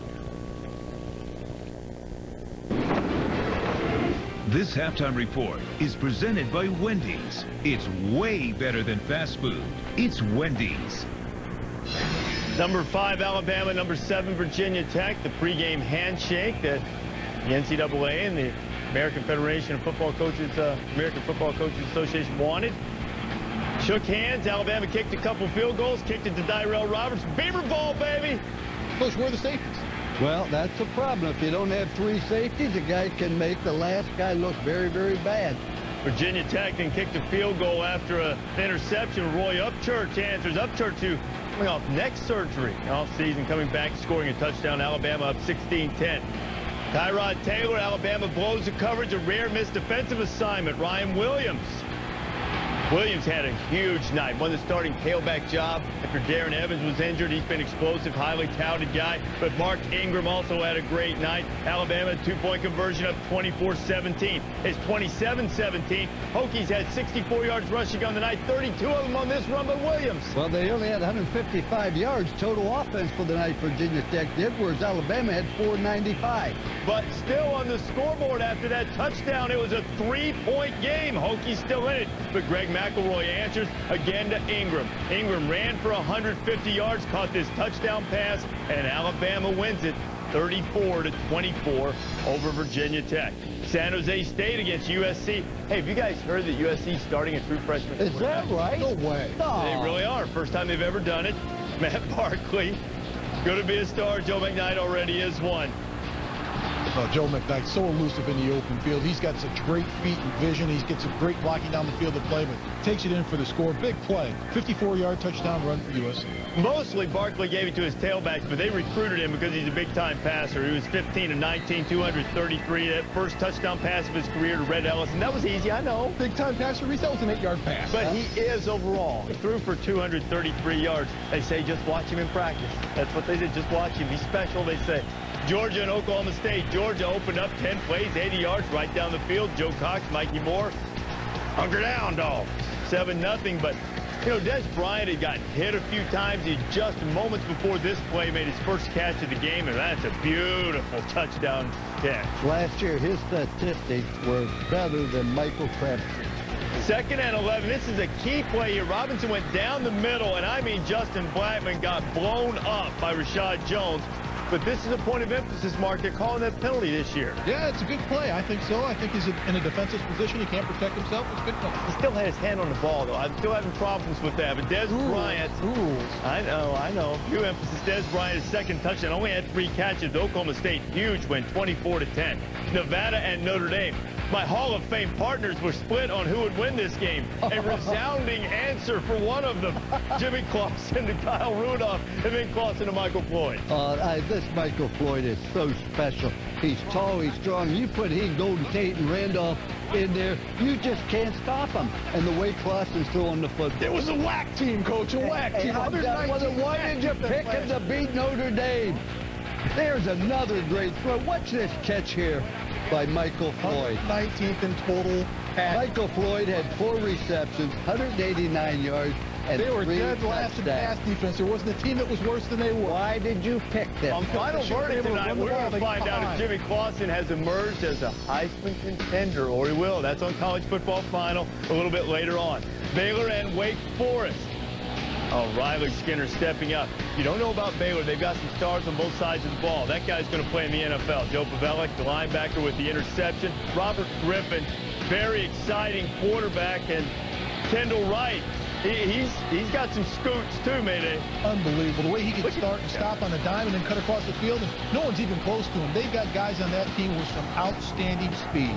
Very impressive when you consider how good Wake Forest was on defense last year.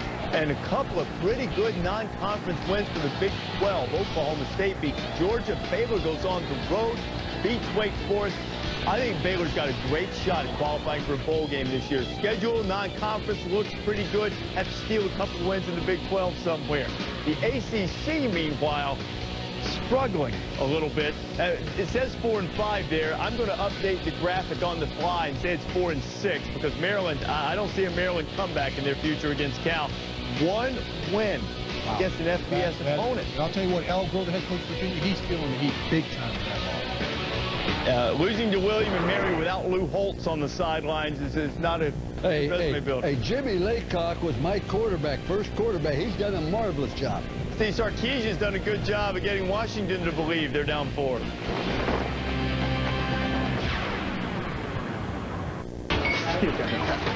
At some restaurants, when you get boneless wings... You're watching the Wendy's Halftime Report. Number 1 team in the land, the reigning national champion, the Fighting Tim Tebow's taking on Charleston Southern. Actually, it's not even fair to call them that because Florida's got players all over the place. Starting 22 back on defense, and they also, well, they got a fellow named Chris Rainey who's got some wheels. Looks like he's getting a little gassed right there. Almost got caught. One of the fastest men in the SEC, but he's still got it. 14-0. Here is Tebow again. Oh, that was right on the money there in Hernandez. Great tight end. 62-3. If you had Charleston Southern in the 70 that some were offering, you win. Navy and Ohio State. If you were playing games of chance on this one, you might have been fooled. 10-7. Ohio State had the lead. Terrell Pryor turning the corner. Ohio State goes up. They've got a 2-touchdown lead. They've just been stopped on downs when Ricky Dobbs finds Marcus Curry. Well, just a great throw here. But that happens because you have to play the defensive secondary close to the line to stop the option. Well, Pryor then threw an interception. Navy's got another chance. Quarterback follows his fullback, or just A-back. This is what they do best. Ricky Dobbs running this triple option, following the fullback right up the middle. Ohio State couldn't stop it. But on the 2-point conversion attempt that would have tied it under 2.5 to go, coaches pointed out, and rightfully so, several times today, not in a run formation. In a pass formation, Ohio State knew it was coming, and Brian Roll, the pick 2, as Dave hashtagged it today, the return for the 2-point conversion for Ohio State. The Buckeyes, they've got USC next, and they escape 31-27. Jordan Jefferson is emerging as a force in the SEC. Takes Tolliver and takes him to the house. Bayou Bengals up by 4.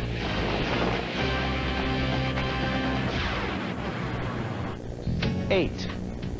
That's how many credit cards the average person has in their wallet. It's so easy to get into trouble. Call Consolidated Credit. They'll get the credit card companies to reduce or eliminate your interest. They're the freedom people. Call toll-free 1-800-215-3116. Consolidated Credit. When credit card debt is the problem, they're the solution. Spanning the West, 10 preeminent universities create a rich learning experience as vast and diverse as the territory itself, where student athletes strive for academic excellence and compete at the highest level, where leaders flourish and success grows right along with the reputation that comes from winning more NCAA championships than any other conference. One of college football's great rivalries comes to prime time on Labor Day. Miami takes on Florida State in Tallahassee. Coach Bobby Bowden kicks off his 34th season as Seminole head coach. The U's Randy Shannon is looking to show him it's hurricane season. Miami, Florida State, Monday, 8 Eastern on ESPN. 3 of us headed that way, and Danica Patrick is headed to NASCAR. According to Tony Stewart, will all but certainly race NASCAR next year, primarily in the Nationwide Series, and trucks still will race Indy cars as well. And that word coming from Tony Stewart, so another star headed to NASCAR. U.S. Open, third round, 5-seed Andy Roddick against fellow American John Isner, the former Georgia Bulldog. Roddick charges the net. Oh, that was going to be just a little bit wide. Isner up 5-4 in the fourth set. Isner up 2-1. Roddick facing match point. Answers it with an ace. Fifth set tiebreak. Isner serving for the match. Might not have gone well in Stillwater. Went pretty good in Flushing Meadow. John Isner beats Andy Roddick. Knocks him out of the U.S. Open. Soccer breakdown coming in 3-2. That is Landon Donovan. Free kick. Oh! Look at old Clint Dempsey celebrating there. United States tied at 1. The header. Josie Altidore putting it in against El Salvador. Josie showing that looks like Lou. This halftime report is presented by Wendy's. It's way better than fast food. It's Wendy's.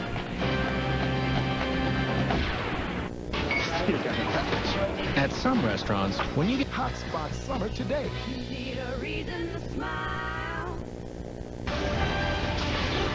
This is Dick's Sporting Goods Kickoff Week.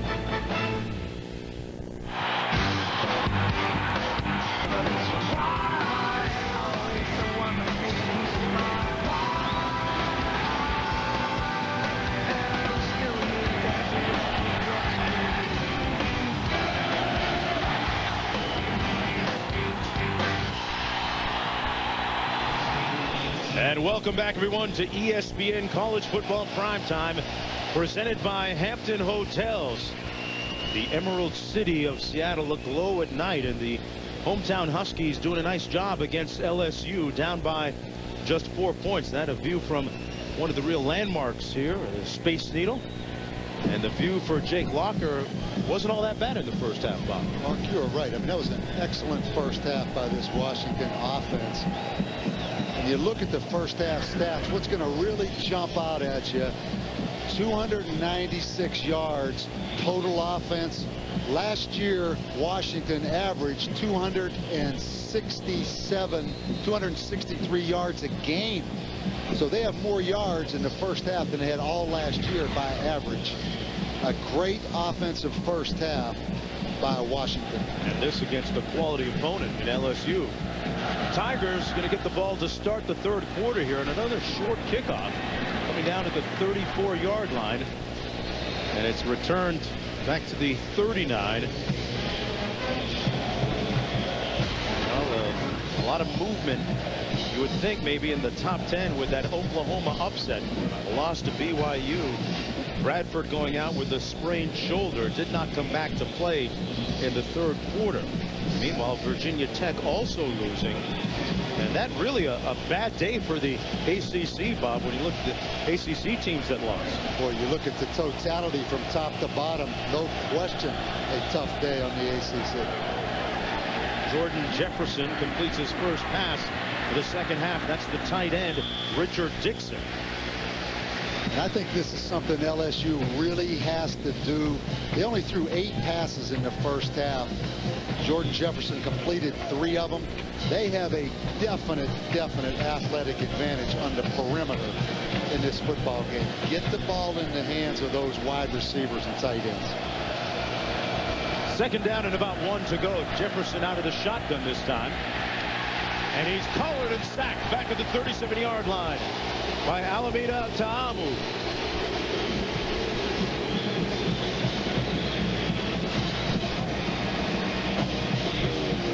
Ta'amu played a lot as a true freshman and gained some valuable playing time. Push them back and make it 3rd and long. You're going to watch this twist stunt right here. Watch him come all the way around. The inside move by the defensive end, number 50. Big man coming around on the twist stunt.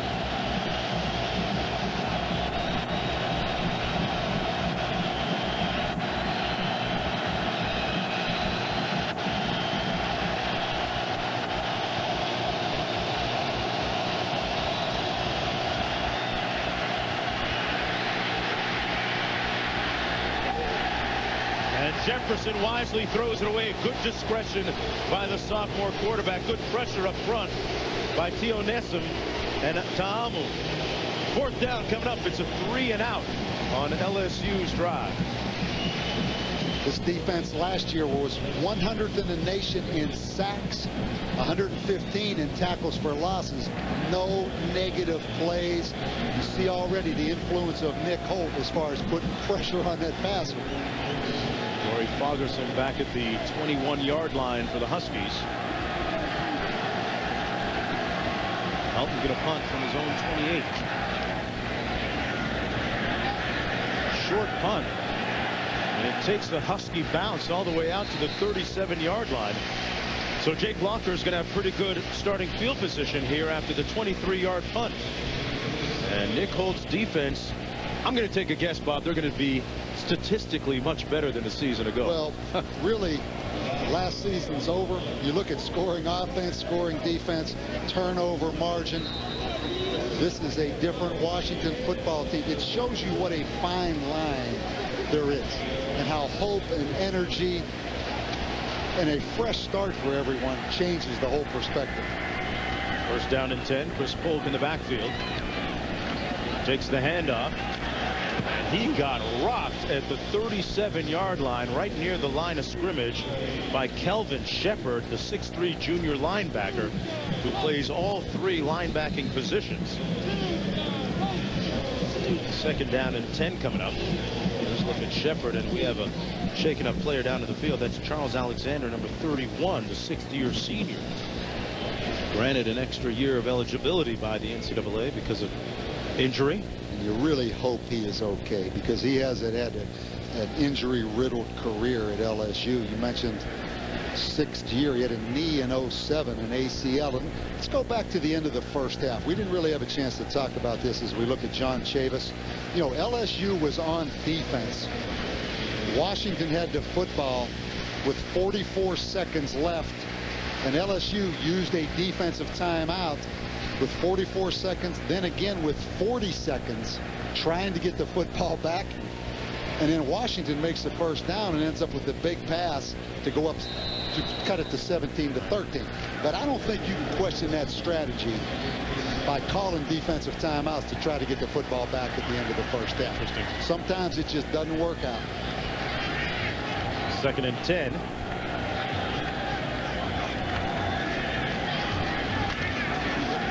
And Polk brought down at the 37-yard line by Raheem Alem.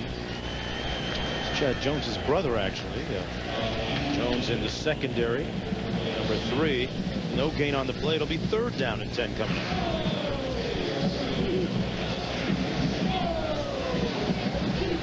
Raheem Alem, you know, he started just 1 game prior to this, but a 1st-team All-Southeastern Conference guy because he's a definite speed rusher. We haven't seen that pass rush yet tonight, though. Maybe right here, Mark. 3rd down and long. Locker with a quick drop delivers a strike complete. And that's going to be a 1st down out of the 49-yard line. Number 82, Jordan Polk with the catch. He might be the fastest player on the team. Brandon Taylor making the stop on the 12-yard pickup. Well, Jordan Polk is a little guy. Last year he was kind of their gadget guy, trick play, Oregon sprint champion, and the cousin of Chris Polk, the tailback. Won the 100 meters in high school with a time of 10.3. Now we got a flag down on the play. Looks like it's going to be an illegal substitution against Washington. 3 seconds. 5-yard penalty remains 1st down. I think anyone that questioned could Jake Locker succeed in a drop back style offense, I don't think there's any doubt. And we're just a half a football into the 09 season. I mean, he has a quick, accurate arm. Certainly not showing much rust, Bob, from missing 8 games last year. He was injured in the 4th game. Broke his thumb on his non-throwing hand. This one's batted down, tipped actually at the line of scrimmage by Harry Coleman. Coleman, a converted defensive back, a little on the smaller side. And I say that in the reference of football, 218 pounds for the position. Nice to see Alexander back up on his feet. Meanwhile, for the Tigers, he was taken off the field a few moments ago, shaken up. 2nd down and 15 coming up for the Huskies.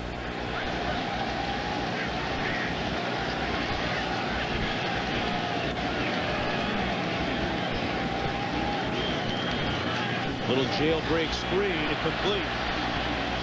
Across midfield to the 48 is Aguilar, picking up 8 on the play. It'll be 3rd down and about 7 to go for the Huskies. Any minor bit of success is always welcomed by Steve Sarkisian. He has made that a part of his blueprint here with the Huskies to really celebrate every little bit of success they have, whether it be in practice, whether it be off the field. A lot of team building exercises. They have really rebuilt the psyche and the self-esteem of each and every one of the players here. And I know you love that Bark for Sark t-shirt that have broken out here. Give myself an XL. 3rd down coming up. And Locker fires incomplete. 4th down as a result. DeAndre Goodwin was probably the closest player in the vicinity, but didn't really have much of a chance of making that catch. Good pressure by Drake Nevis. Right up the gut. Really caused Jake Locker to overthrow that football. LSU, Chad Jones back as the punt returner. You know, Trendon Holiday, if the ball's in better field position, is back there sometimes as a punt returner. Chad Jones a little more sure-handed. Jones, a baseball star on the LSU NCAA championship team. Told me before the game that the slider is his go-to pitch. 4-point game when we come back. Whoa! Down the Asamoah. Man, it is of debt-free living. Call the Financial Future Network now and secure your family's future today. College football in high definition is presented by Vizio. And welcome back to ESPN College Football Primetime, presented by Hampton Hotels. A competitive game, maybe a lot closer than most people would have thought coming into it at this point. Tigers leading 17-13. And it's 1st down and 10 LSU. They're going to be starting from their own 13-yard line. Well, right now, Jake Locker 13 of 24. His first game in almost a year. Coming up ahead, we'll tell you about Steve Sarkisian's interesting perspective while watching the Boise State game on his head coaching debut. And we'll talk about the classic 20-hour rule and the impacts that it has on the various teams across the country. A pickup of 3 yards on the play by Charles Scott. Well, we're going to get a little extracurricular activity out here.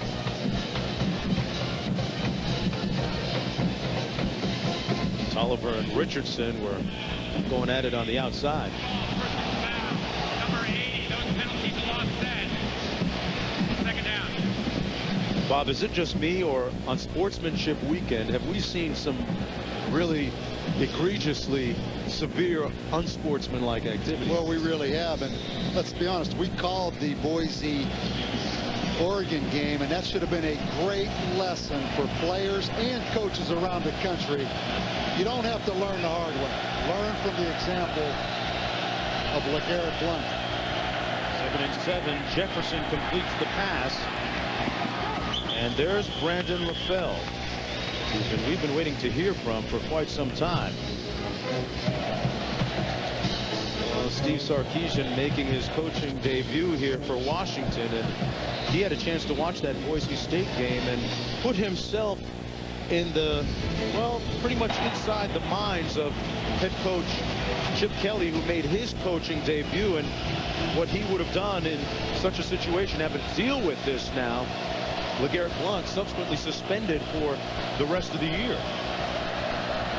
Williams in the ball game, and Williams is stopped up immediately at about the 30-yard line, picked up about 1 on the play, but Steve Sarkisian sat there and took notes on Thursday night, Bob, and well, it was one of those deals. What would I have done in the various situations, both regarding the game and regarding the player? And I think probably more so how the game went.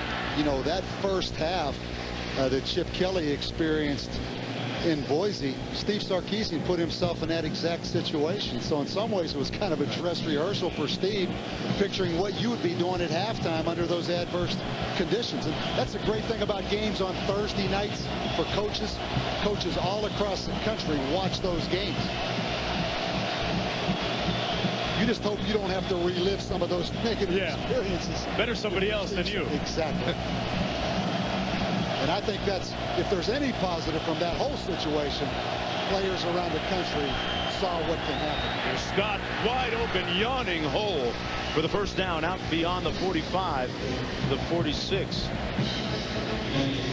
But it's interesting, you know, after the gain of 8, Bob, and we've all seen it over the years of college football covering it, that sure, we have unfortunate situations with LeGarrette Blount, but for every LeGarrette Blount who makes a misstep, there are players who do wonderful things on and off the football field. Well, you are exactly right. I think that's a great point.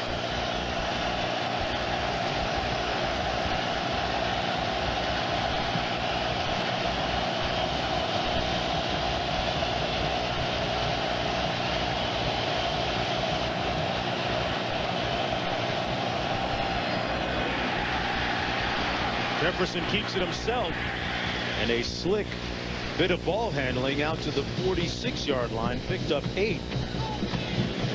Jordan Jefferson turned 19 years old a little over a week ago, and Bob, frankly, he's showing a lot of poise in this game. Well, he had a great block right there by the tight end, Richard Dixon. But I agree. I mean, this is 19 years old. He's only started 3 football games now, and this is a tough place to play. It's Brendan Holiday getting the handoff, the converted wide receiver, now a running back, down to the 45-yard line. Picked up 1. I'll tell you why this place is so tough to play. It brings me back to when we played here several times. It's a great setting. The stands go straight up, but they love to try to intimidate you with that dog bark. I mean, you come out of that locker room, it's a good 100 yards to get to the field, and they line up in there and bark out of those rafters. It's not quite like at LSU now when you pull up with that tiger bait stuff going on. But listen to this place.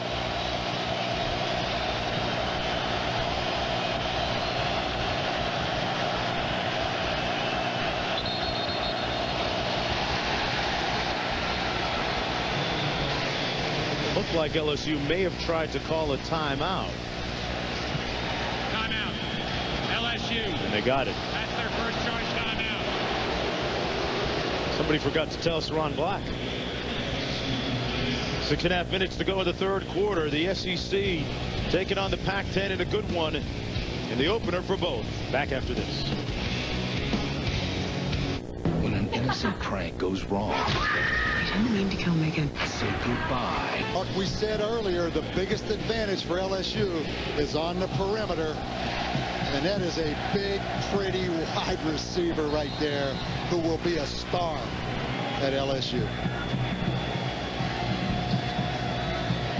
So with under 6 minutes to go now in the third quarter, the Tigers leading 24-13. And for Tolliver, his second touchdown of the night. And boy, he has really victimized Greg Walker. Remember, you can't spell touchdown or Tolliver without the team. Back with more after this.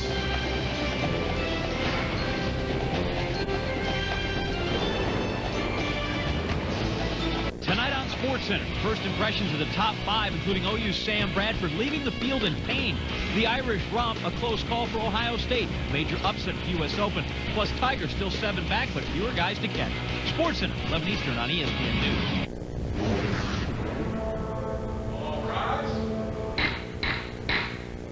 Okay. You got to bring it, Sparty, from the diaphragm. Come on, bring it now. Got to bring it. Go. Here's how it looked. When you put the ball on the perimeter, you can take the scheme out of it. It's athlete on athlete. And LSU on the edge has the superior athletes compared to Washington, particularly LSU's offense and Washington's defense. And down at the 7-yard line. Hoke on the kickoff return. Well, you talk about The difference being the personnel, Bob. Schemes can only take you so far. What does it say for where Washington has to go in terms of personnel? Yeah, Mark, I think it's pretty obvious. Washington offensively has those kind of athletes on the perimeter. I know it's frustrating for Nick Holt right now. There's nothing involving scheme with what just happened. They have to get those kind of athletes on the corner because it's one-on-one, and they have to get guys back in the program like this right here. That's Lawyer Malloy, former Washington Husky from 92 to 95. Spent some great years with the Patriots, and just today signing with the Seattle Seahawks. So a homecoming of sorts for him. But there has hard line by Patrick Peterson again, who's made several nice open field sticks tonight, Bob. And that is the difference right there. LSU, you see Patrick Peterson limping. They have those players that play way out there in space. They're always on the island, that are great athletes. That's the difference right there. Patrick Peterson was able to make that play in space. There's a look at Trindon Holliday back for this punt, standing at his own 20-yard line. Trindon Holliday, one of the fastest men literally on the planet. Won the NCAA 100-meter outdoor championship, and he catches it at the 10. Maybe should have let it bounce, but when you have that kind of speed, you can take those kind of risks sometimes. Makes it out to the 17-yard line. I said he had world-class speed. He ran a 9.997 at the outdoor championships, Bob. He's a diminutive 5 foot 5.5 inches, but he got the wheels turning real quickly here, winning his first 100-meter championship, beating Jacoby Ford of Clemson right there, who pulled up at about the 60-meter mark. And I had a chance to ask him about his transformation, Bob, from a track guy, quote unquote, to a football player. Get to that on the other side of this play. First down and 10. Woo. Pass complete. I know you like that kind of hit as a former defensive coordinator and coach. That's Joseph making the catch. Picked up 4 yards on the play, but when you talk about Trindon Holliday, Bob, he said that there was a sequence in practice where he got in there, threw his body around, and the light kind of went on. He felt like he was no longer just a track guy, and he turned into a football player. Jefferson keeps it himself and makes it out to the 23-yard line. And Bob, when you think about the differences between being a track guy, quote unquote, or a football guy, what are they? You always think of, when you talk about a track football player, is he tough enough? Is he physical enough? That's not always the major point. The big point is, can a track guy control that speed and stop and start? Because in track, all you do is go full speed. In football, you have to set guys up and control that speed. Oh, Jefferson with good speed to elude that tackle, and he took a stick. Nate Williams rocked his world, and Williams actually getting up a little slow on the play. Because Jordan Jefferson isn't small. He tips the scale at 220 pounds. Williams right in the same neighborhood. We're going to watch Aldridge right here with great pressure. Should have been a sack, and there's that stick coming in there by Nate Williams, the safety. Whack. Woo. Saw Jefferson's head rock back. He almost dropped that football too, which I can understand why, but he took a shot right there. And sometimes when you deliver the blow, you have self-inflicted shots you take. But that, you have to be impressed. Mark, we were here late last year for Washington and Notre Dame, and we talked about how this football team had no punch. There was no knockbacks, no collisions.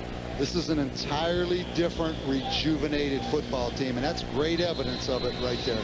Pretty clear that the future should bring good things for this Husky football program.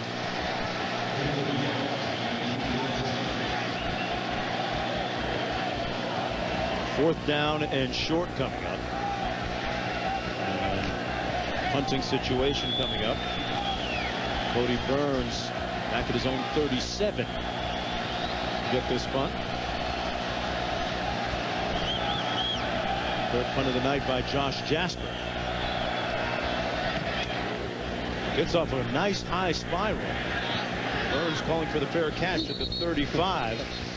Looked a little bit shaky, but got it done. Well, the NASCAR Sprint Cup Series heads back south for Labor Day weekend.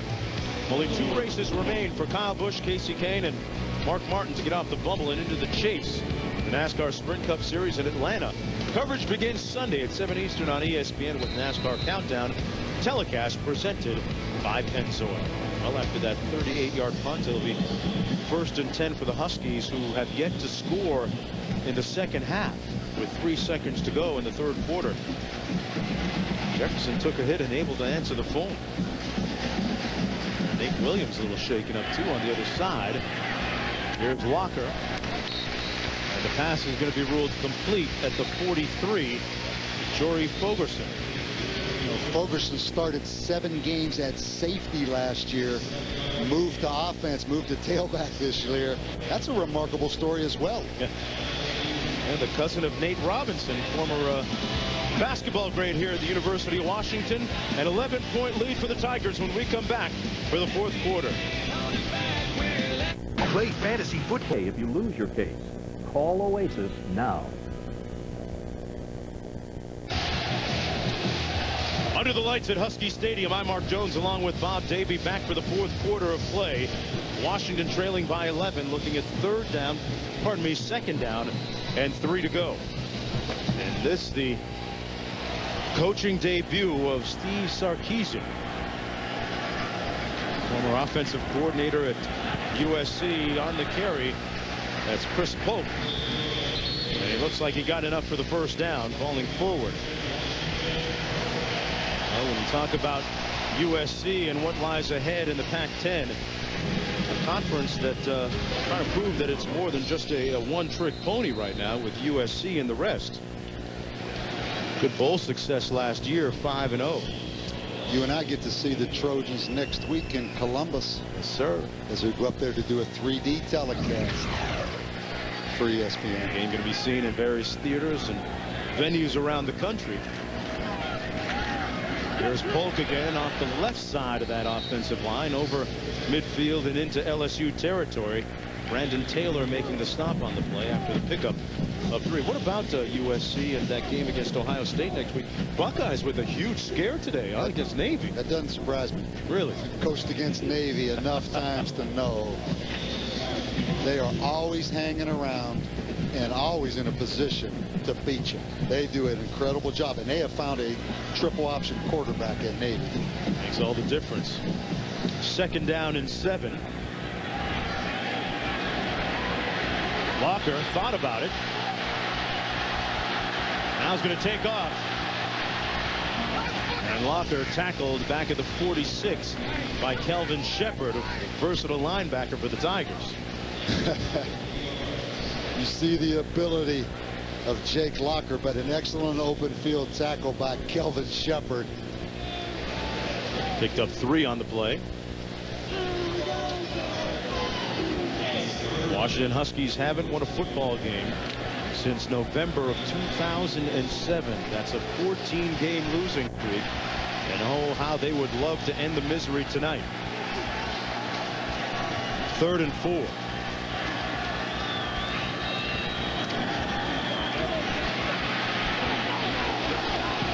Locker got the 1st down and stepped out of bounds wisely. At the 41-yard line, he picked up 5.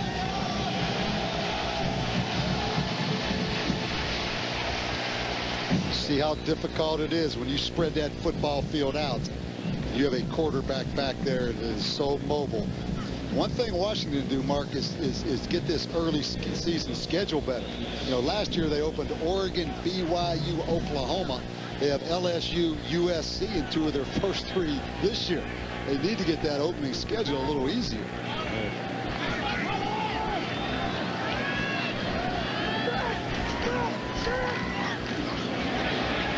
Polk is brought down. That's going to be a loss of a couple on the play.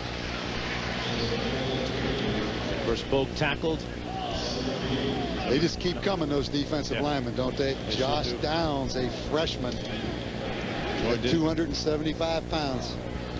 Look at that group. They look good down in the end zone before the game. They've looked the same for 15 years. They've always looked like that. It's a great looking defense, and this John Chavis defense has settled down in the second half. You know, Washington 296 yards in the first half. They're replacing some pretty good players up front, and including Ricky Jean-Francois, who was a draft pick of the San Francisco 49ers.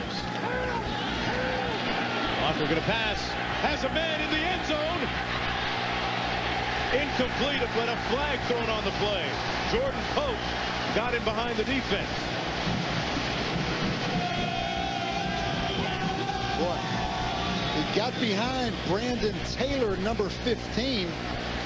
He was behind, so he never looked back to play the football. I don't know about that call. There's no face guarding. But there was no contact. Yeah. And that should have been caught, it looked like. Exactly, but I don't understand the call. Let's take a look again if we can. I mean, Brandon Taylor was just in a catch-up mode. You're allowed to put your arms up in the air. You got to be kidding. Maybe did the left hand slightly have contact? Didn't appear as if he grabbed him either.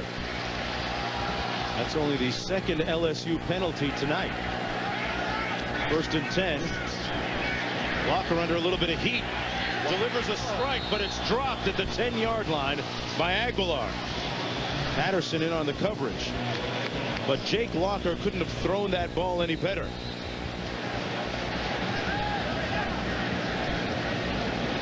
A deflating incompletion, and that's Lazarius Livingston down on the field. Mark, watch him in the pocket. You talk about courage now and arm strength. That is a perfectly thrown football. Devin Aguilar matched up again on Patrick Peterson, but that throw right there said a lot. The courage to stand in that pocket, and then the ability to throw that corner route under pressure. 2 plays in a row that these young receivers, Jordan Polk and Devin Aguilar, had a chance to make big plays. Jake Locker playing in his first game in about a year, or close to it. Looking pretty good in his return from injury. Find me a dirty boy. All right, 2nd and 10 coming up for the Washington Huskies, down by 11 points with 11:44 to go in the game. Jake Locker had a pass dropped on him by Devin Aguilar just a few moments ago. This one complete. Boy, they hit you on defense. Don't the Tigers? Aguilar that time able to hang on to it. You think back a year ago. Again, I hate to keep going back to last year for the Washington Huskies, but it shows you what a fine line. They had BYU beat here early in the season with Jake Locker at quarterback under controversial celebration by Jake. When he was hurt last year, they lost all hope. But this guy has provided so much of a spark for this football program tonight.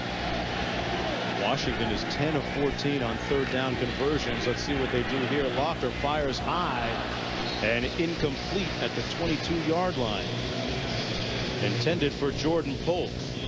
You look right here. This is a difficult decision because a field goal makes it an 8-point game. Looks like this is the right decision as long as your inconsistent field goal kicker makes his field goal. That's a big if. He has a strong enough leg. Sarkisian says that he's good from about 52 yards in. This one coming from about 42 yards out. Well, he shanked it off to the left. You said it, inconsistent.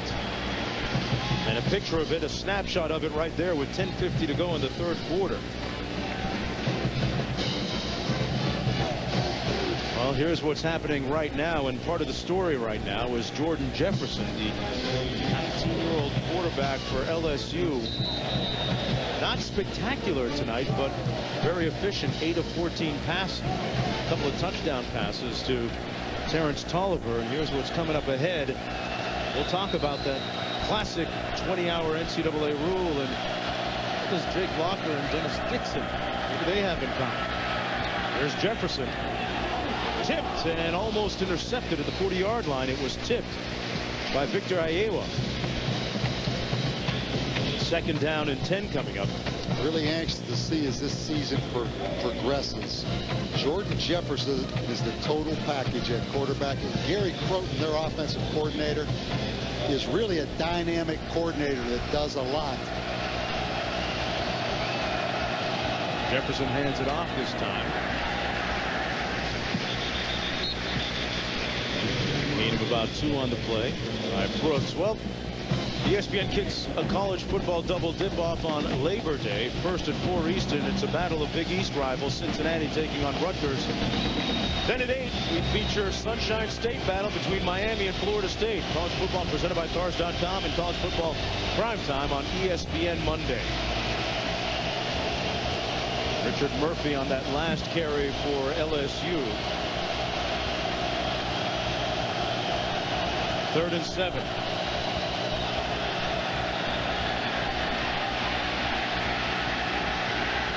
Jefferson unloads it out of bounds.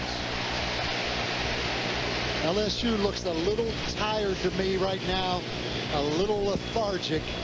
You wonder if the fact it's 12:30 on their clock, flying 2,500 miles, they just look like they're walking around a little bit right now. And this Husky team is still within reach now. 4th and 7, forcing the Tigers to punt. 4th punt of the night coming up for Josh Jasper. Back deep, it's Fogerson. Oh, they almost got to it. They came after that punt. Fair catch called at the 42, so they're going to have good field position to begin this drive on the 31-yard punt.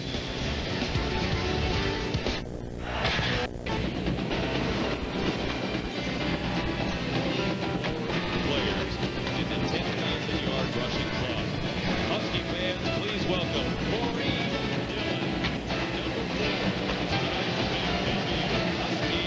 A few moments ago, they honored Corey Dillon, former star here at the University of Washington and later on in the NFL with the Cincinnati Bengals and the New England Patriots. Talked about the former great players that have come through the University of Washington, and the fans here are really appreciative. 1st down and 10. Boy, Locker was under a lot of heat. It looked like they were actually trying to set up the screen, Bob. Yeah, they were. Just so much pressure. I think Drake Nevis batted that football down with his left hand right there. 2nd down and 10 coming up, and what a relief for these teams to finally get a chance to actually play a football game after hitting each other for the last several weeks in practice. And one of these teams has actually been in school for the last week and a half, 2 weeks. Of course, different schools have different starting times for class. There's Polk on the toss sweep. He's run down and stopped at the 42-yard line, right around the line of scrimmage. And of course, that 20-hour rule, Bob, becoming very actually gotten in the headlines of late. It really has. I mean, referring to Rich Rodriguez in Michigan. But you look at Washington starting school on September 30th. They will have played 4 games before they start school. I don't know that I've ever heard of starting school that late. September 30th. 3rd down and 11.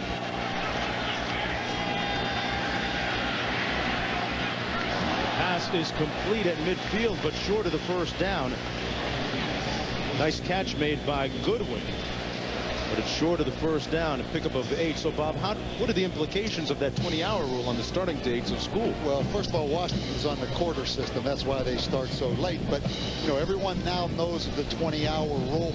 Once you start school, you have a maximum of 20 hours to spend with your players. If you have not started school, there is no 20-hour rule until after the first game. which gives Washington obviously a heck of an advantage over LSU in preparation for this game. See if they can make it count here on 4th down and 2. Locker rolls out, going to try and turn on the Jets. He'll have the first down. Jake Locker with some speed. 1st and 10 on the 6-yard gain. That's all athletic ability. What Jake Locker tell us yesterday? He said he feels like a pro because there's no classes. I mean, they've really run things like an NFL training camp. They look pretty fresh right there. I'll say one thing the NCAA, I think, should do. Change that rule if you don't have class to the 20-hour rule starts the week of your first game, not the week after, because you have a benefit over your opponent if they're in school. They had the 20-hour rule that first week. Up until that first game, yeah. Good point. 7:46 to go. Polk over the left side, keeping those legs moving close to the 40-yard line. Going to pick up about 4 on the play. 7:33 to go in the 4th quarter. Washington Huskies debuting their new head coach, Steve Sarkisian, here at Husky Stadium in Seattle. Washington take on number 11 LSU.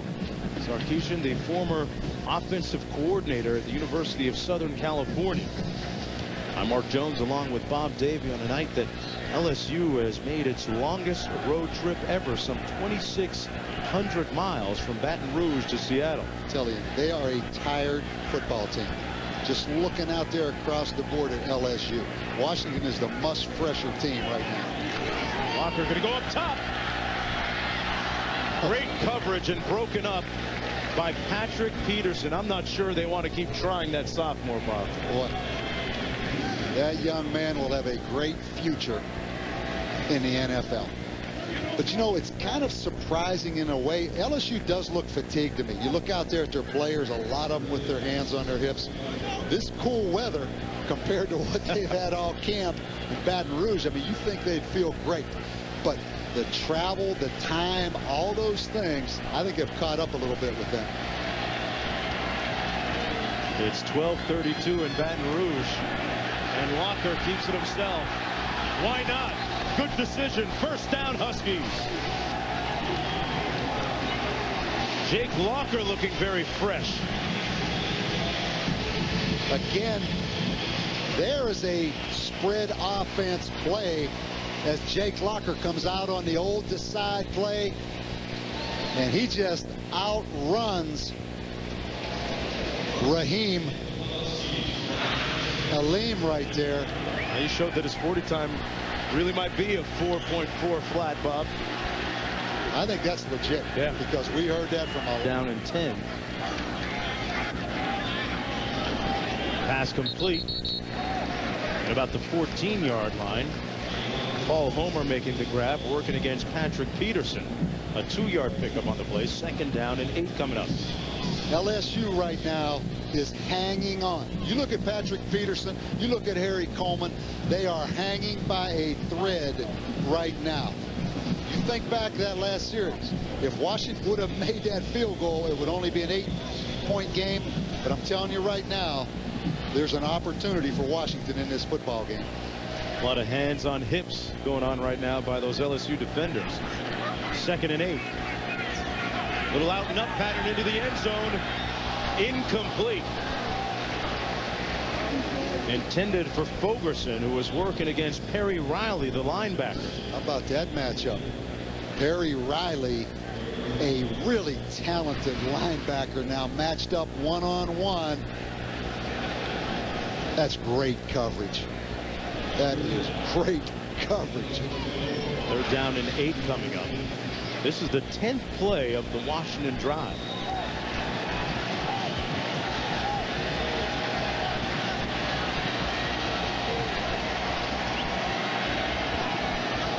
Looking for a good vibe right here. Locker, incomplete, intended for Goodwin. And they didn't seem to be on the same frequency that time. It's going to be 4th down coming up. LSU much better in man-to-man coverage than they are zone.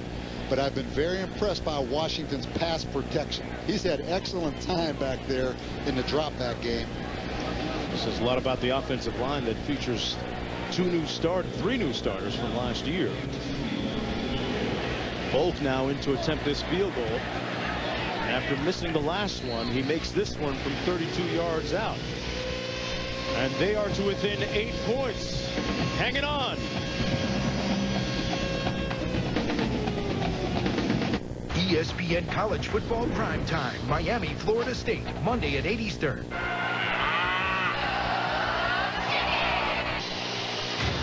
Welcome back. In time now to take a look at tonight's Good Hands Flashback, brought to you by Allstate. Oh boy, good hands right there by middle linebacker Jacob Kutera. Yep. And then more good hands by wide receiver Terrence Tolliver, the first of his 2 touchdowns on the night, and 2 great moves in open field space against Greg Walker. But they looked a lot fresher back then, Bob. That's why this is a key drive right now. 75 to 42 in the total plays. You saw it there. Here's Trendon Holiday. That's an amazing statistic. 75 plays for Washington and 42 for LSU. I mean, this is the opposite of being tired right here. I'm not sure I like that little choreographed deal there, but I mean, they're having fun. That's a new deal we didn't see last year, that's for sure. Those guys over there doing that aren't playing in the game, though. I can promise you that. These guys right here are playing in the game. Somebody's got to make a little noise on the sidelines. First down and 10 for the Tigers.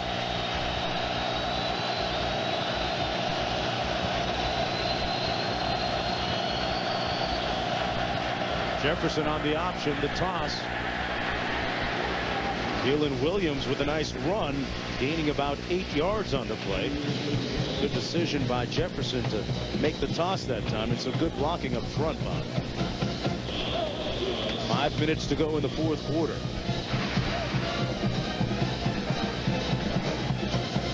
He gets an excellent block out there by Dixon, the tight end, number 18. This crowd is staying in it now. They realize this is a big series.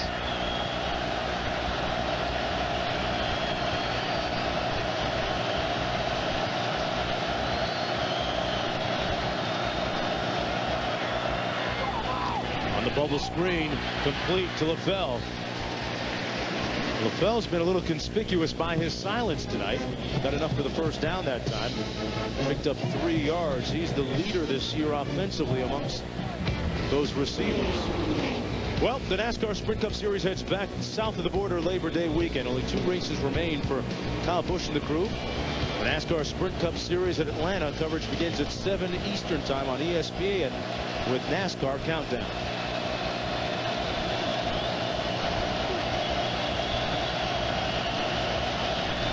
Jordan Jefferson, the 19-year-old sophomore, with the lead right now. See if he can close the deal on the pitch.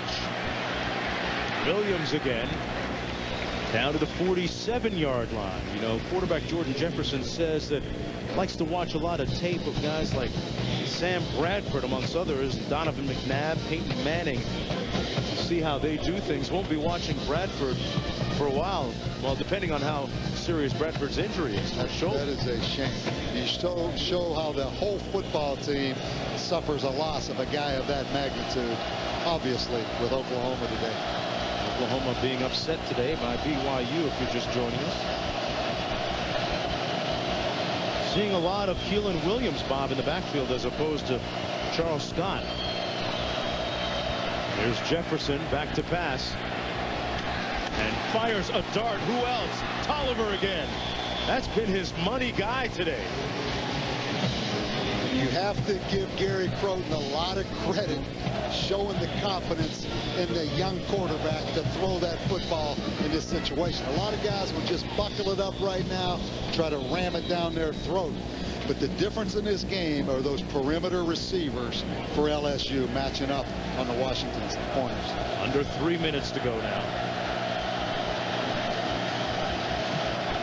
Washington with 3 timeouts remaining. And the clock working against them right now.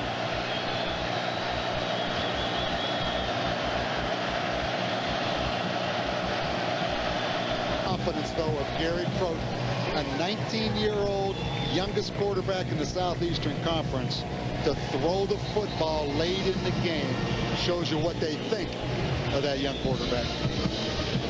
The Tigers, like George and Weezy and Jefferson, moving on up. Back after this.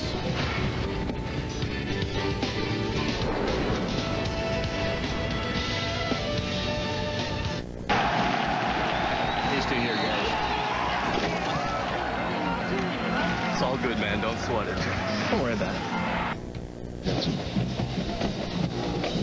Back at Husky Stadium, the Tigers increasing their lead to 31-16 with 1:54 to go. Jake Locker on the sidelines, perhaps thinking of what could have been if not for a missed field goal a little while ago that may have put them in a better situation back in the earlier part of the second half. But his counterpart, Jordan Jefferson, has put up some pretty good numbers for a 19-year-old. 11 of 19, Bob.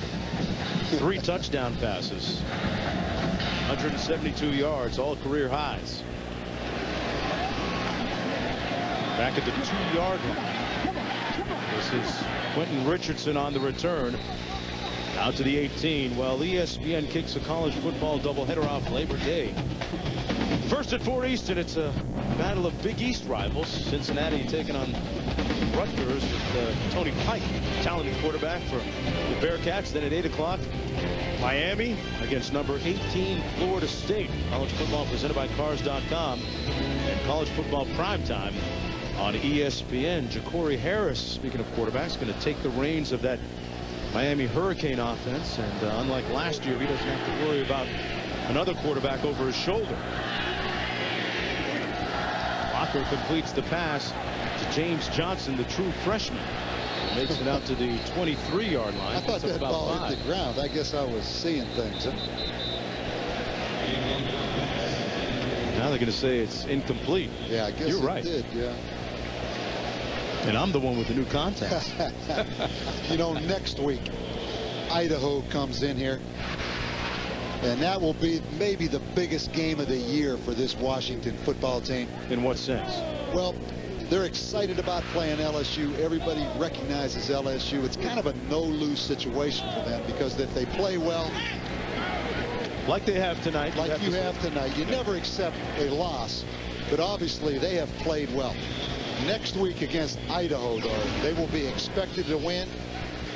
And then you look at USC and then at Stanford, and they have a very difficult schedule.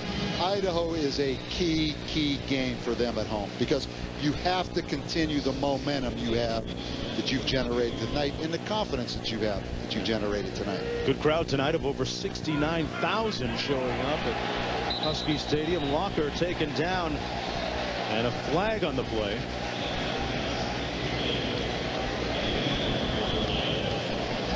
And you talk about Stanford coming up on that schedule for the Huskies. Stanford. Grounding. Number 10 on the offense. Penalty is a loss down. Drake Nevis has really come in tonight and showed a spark in the middle. Charles Alexander was injured earlier in the game. These LSU crowd kind of taking over this stadium right here as the Husky fans try to get on that interstate and beat that traffic. They had 8,000 tickets that went on sale at LSU. How'd they get the other 3,000? That's what I need to know. Locker fires complete at the 32-yard line. That's his tight end, Bavario Middleton. Picked up about 10 on the play. One thing with LSU fans, that economy doesn't affect them, because these are Christmas gifts, savings, everything. They're going to find a way to get to these Tiger games now. It felt like half of them were at our hotel. And that's an elaborate face paint job. Yeah. If that mask was a Christmas gift, he ought to give it back. Huh? That's not a mask, bro. 3rd and 11. Pass complete to Middleton once again. Jefferson with those career high numbers, and flag down on the field. You talk about the importance of that Idaho game next week, and roughing the passer, number 84 on the defense. 20-yard penalty tacked on to the end of the run. Automatic first down. When you look at the fact that Washington hasn't won a game since November of 2007, it's even more important. Exactly. Exactly. Raheem Aleem right there with the roughing the passer penalty. The LSU crowd here obviously doesn't like that call. Jordan Jefferson, 11-19, 172, and 3 touchdowns. 2 of them going to Terrence Tolliver. Locker with a career-high 41 attempts now. Who says he can't chuck it, huh? Intended for Jermaine Kearse with 37 seconds to go. I really like the position that this LSU football team is in. Tennessee beat them. And he had replaced Nick Saban. He took over under some very trying circumstances. And he now has a national championship at LSU. He has continued to recruit. I just think he's done a great job. There's the Tiger fans.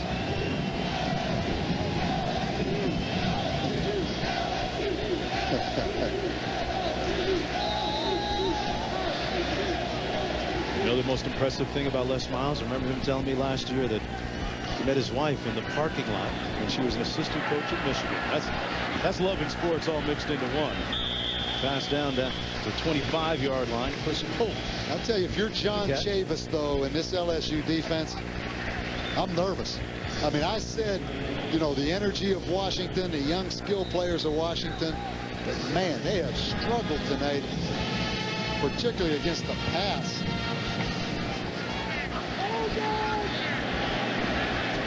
Locker completes it, and Polk took a hit, makes it down to the 9-yard line. If you're Washington, do you try and punch one in here, Bob? Oh, are you kidding? Okay. Yeah. I mean, that sportsmanship thing where this year in college football that we're really stressing. That's got me a little confused and sideways right now. Yeah, you can see right there. We talked about John Chavis, the head coach of the defense. This has not been a real strong start right here for this LSU defense. And a defense that lacks confidence after what happened last year. Next week, it's going to be Vanderbilt for the Tigers. This Locker up and incomplete at the 3-yard line with 3 seconds to go. So they'll get one more play. It was intended for James Johnson, covered by Chris Hawkins. There's a look at Locker's numbers. 44 attempts on the evening. Had the one critical interception that gave LSU the touchdown, Jacob Katera. But I think this crowd has to really appreciate, as you hear them come to life right here, the effort of this Washington football team. Well, the fans with a little sound of appreciation perhaps for the Huskies. And a touchdown as a reward. Middleton. Now the question is, do you go for 2? He's going to go ahead and kick the extra point.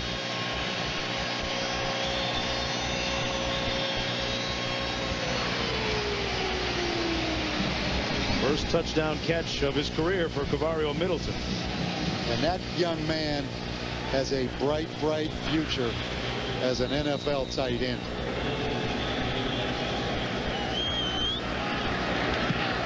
Extra point good.